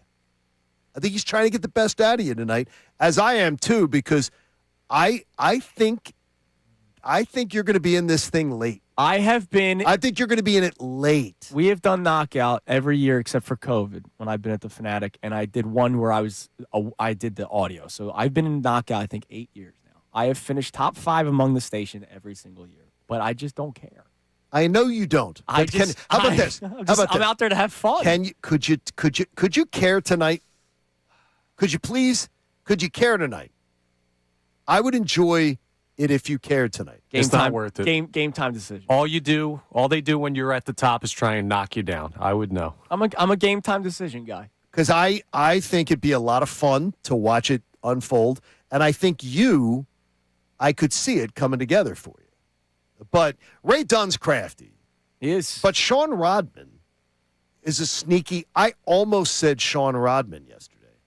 Because he's sneaky. He's crafty. You get a nice payout. Sean Rodman is plus 15,000. Yeah, but he's crafty. He's got a bum ankle. Oh, yeah, I forgot about that. That's right. I'm telling you. Yeah, this show's weak, dude. I got Scissorp over there. I got the furry ankles bothering him. I got DeJuan Blair doing YouTube for us with no kneecaps. John's emceeing the event. I mean, my gosh, there's so many answers. What's wrong with the show? Put us on your back, Salciunas. My God. There's so many things that are just it's the softest show in the country. I think that it's time for you to come through, Andrew. You're our Allen Iverson. No, and I don't carry us. Any cough syrup excuse. Come on, man. Cough syrup. Connor, you saw me do double chemotherapy for 7 months. I don't want to hear cough syrup out of you once. Get out there. Be the Connor Thomas that I believe in. No. Be the Connor Thomas that I know you can be. Short answer, no. You know this is all for Look like mirage. It is. Exactly. He's gonna be like, yeah, I'm ready. Yeah. I'm ready. I'm trying to be alive for opening day tomorrow. Alive. Yeah. Oh, my gosh. This is like Saving Private Ryan over the sniffles. That's what I'm saying. Okay. I won't cry for you guys when you guys have 25 cents a day. Could save Connor Thomas. Could save Connor Thomas. God, a young man with the sniffles. I need more than that. I like to go to the bar. He's a young man with the sniffles. You know what? I take it back. Kevin Cade was right. Kevin Cade's right. It is radio bores. I got Connor Thomas. Connor's making it boring. How do you make it? You know what? I have an idea, John. Yes. If Connor survives knockout tonight, you want to get a Purple Heart for him today? Yeah, we have to do that. And we'll have a ceremony for you tomorrow. I mean, we got to have something. Because if he can work his way through this, the young man, battle come after the one guy on the show with a ring. I mean, come on through this. Oh, my gosh. Well, knockouts tonight. If you were one of our lucky attendees, can't wait to see you tonight. We'll look forward to seeing you. We'll update you everything tomorrow if you missed it. Tomorrow, also, opening day. Oh, it's so much fun. Can't wait. I'm looking forward to it. Tomorrow's a holiday. I will be decked out, ready to go for some Phillies baseball. Both be. Damn right. And I'm teaching, and I'm still going to be decked out. As you should be. So I can wear Temple gear tomorrow is what you're saying. If you'd like to. I don't know why. All right, everybody have a great rest of your day. We'll talk to you tomorrow. See you tonight if you're going. 97.5 The Fanatic.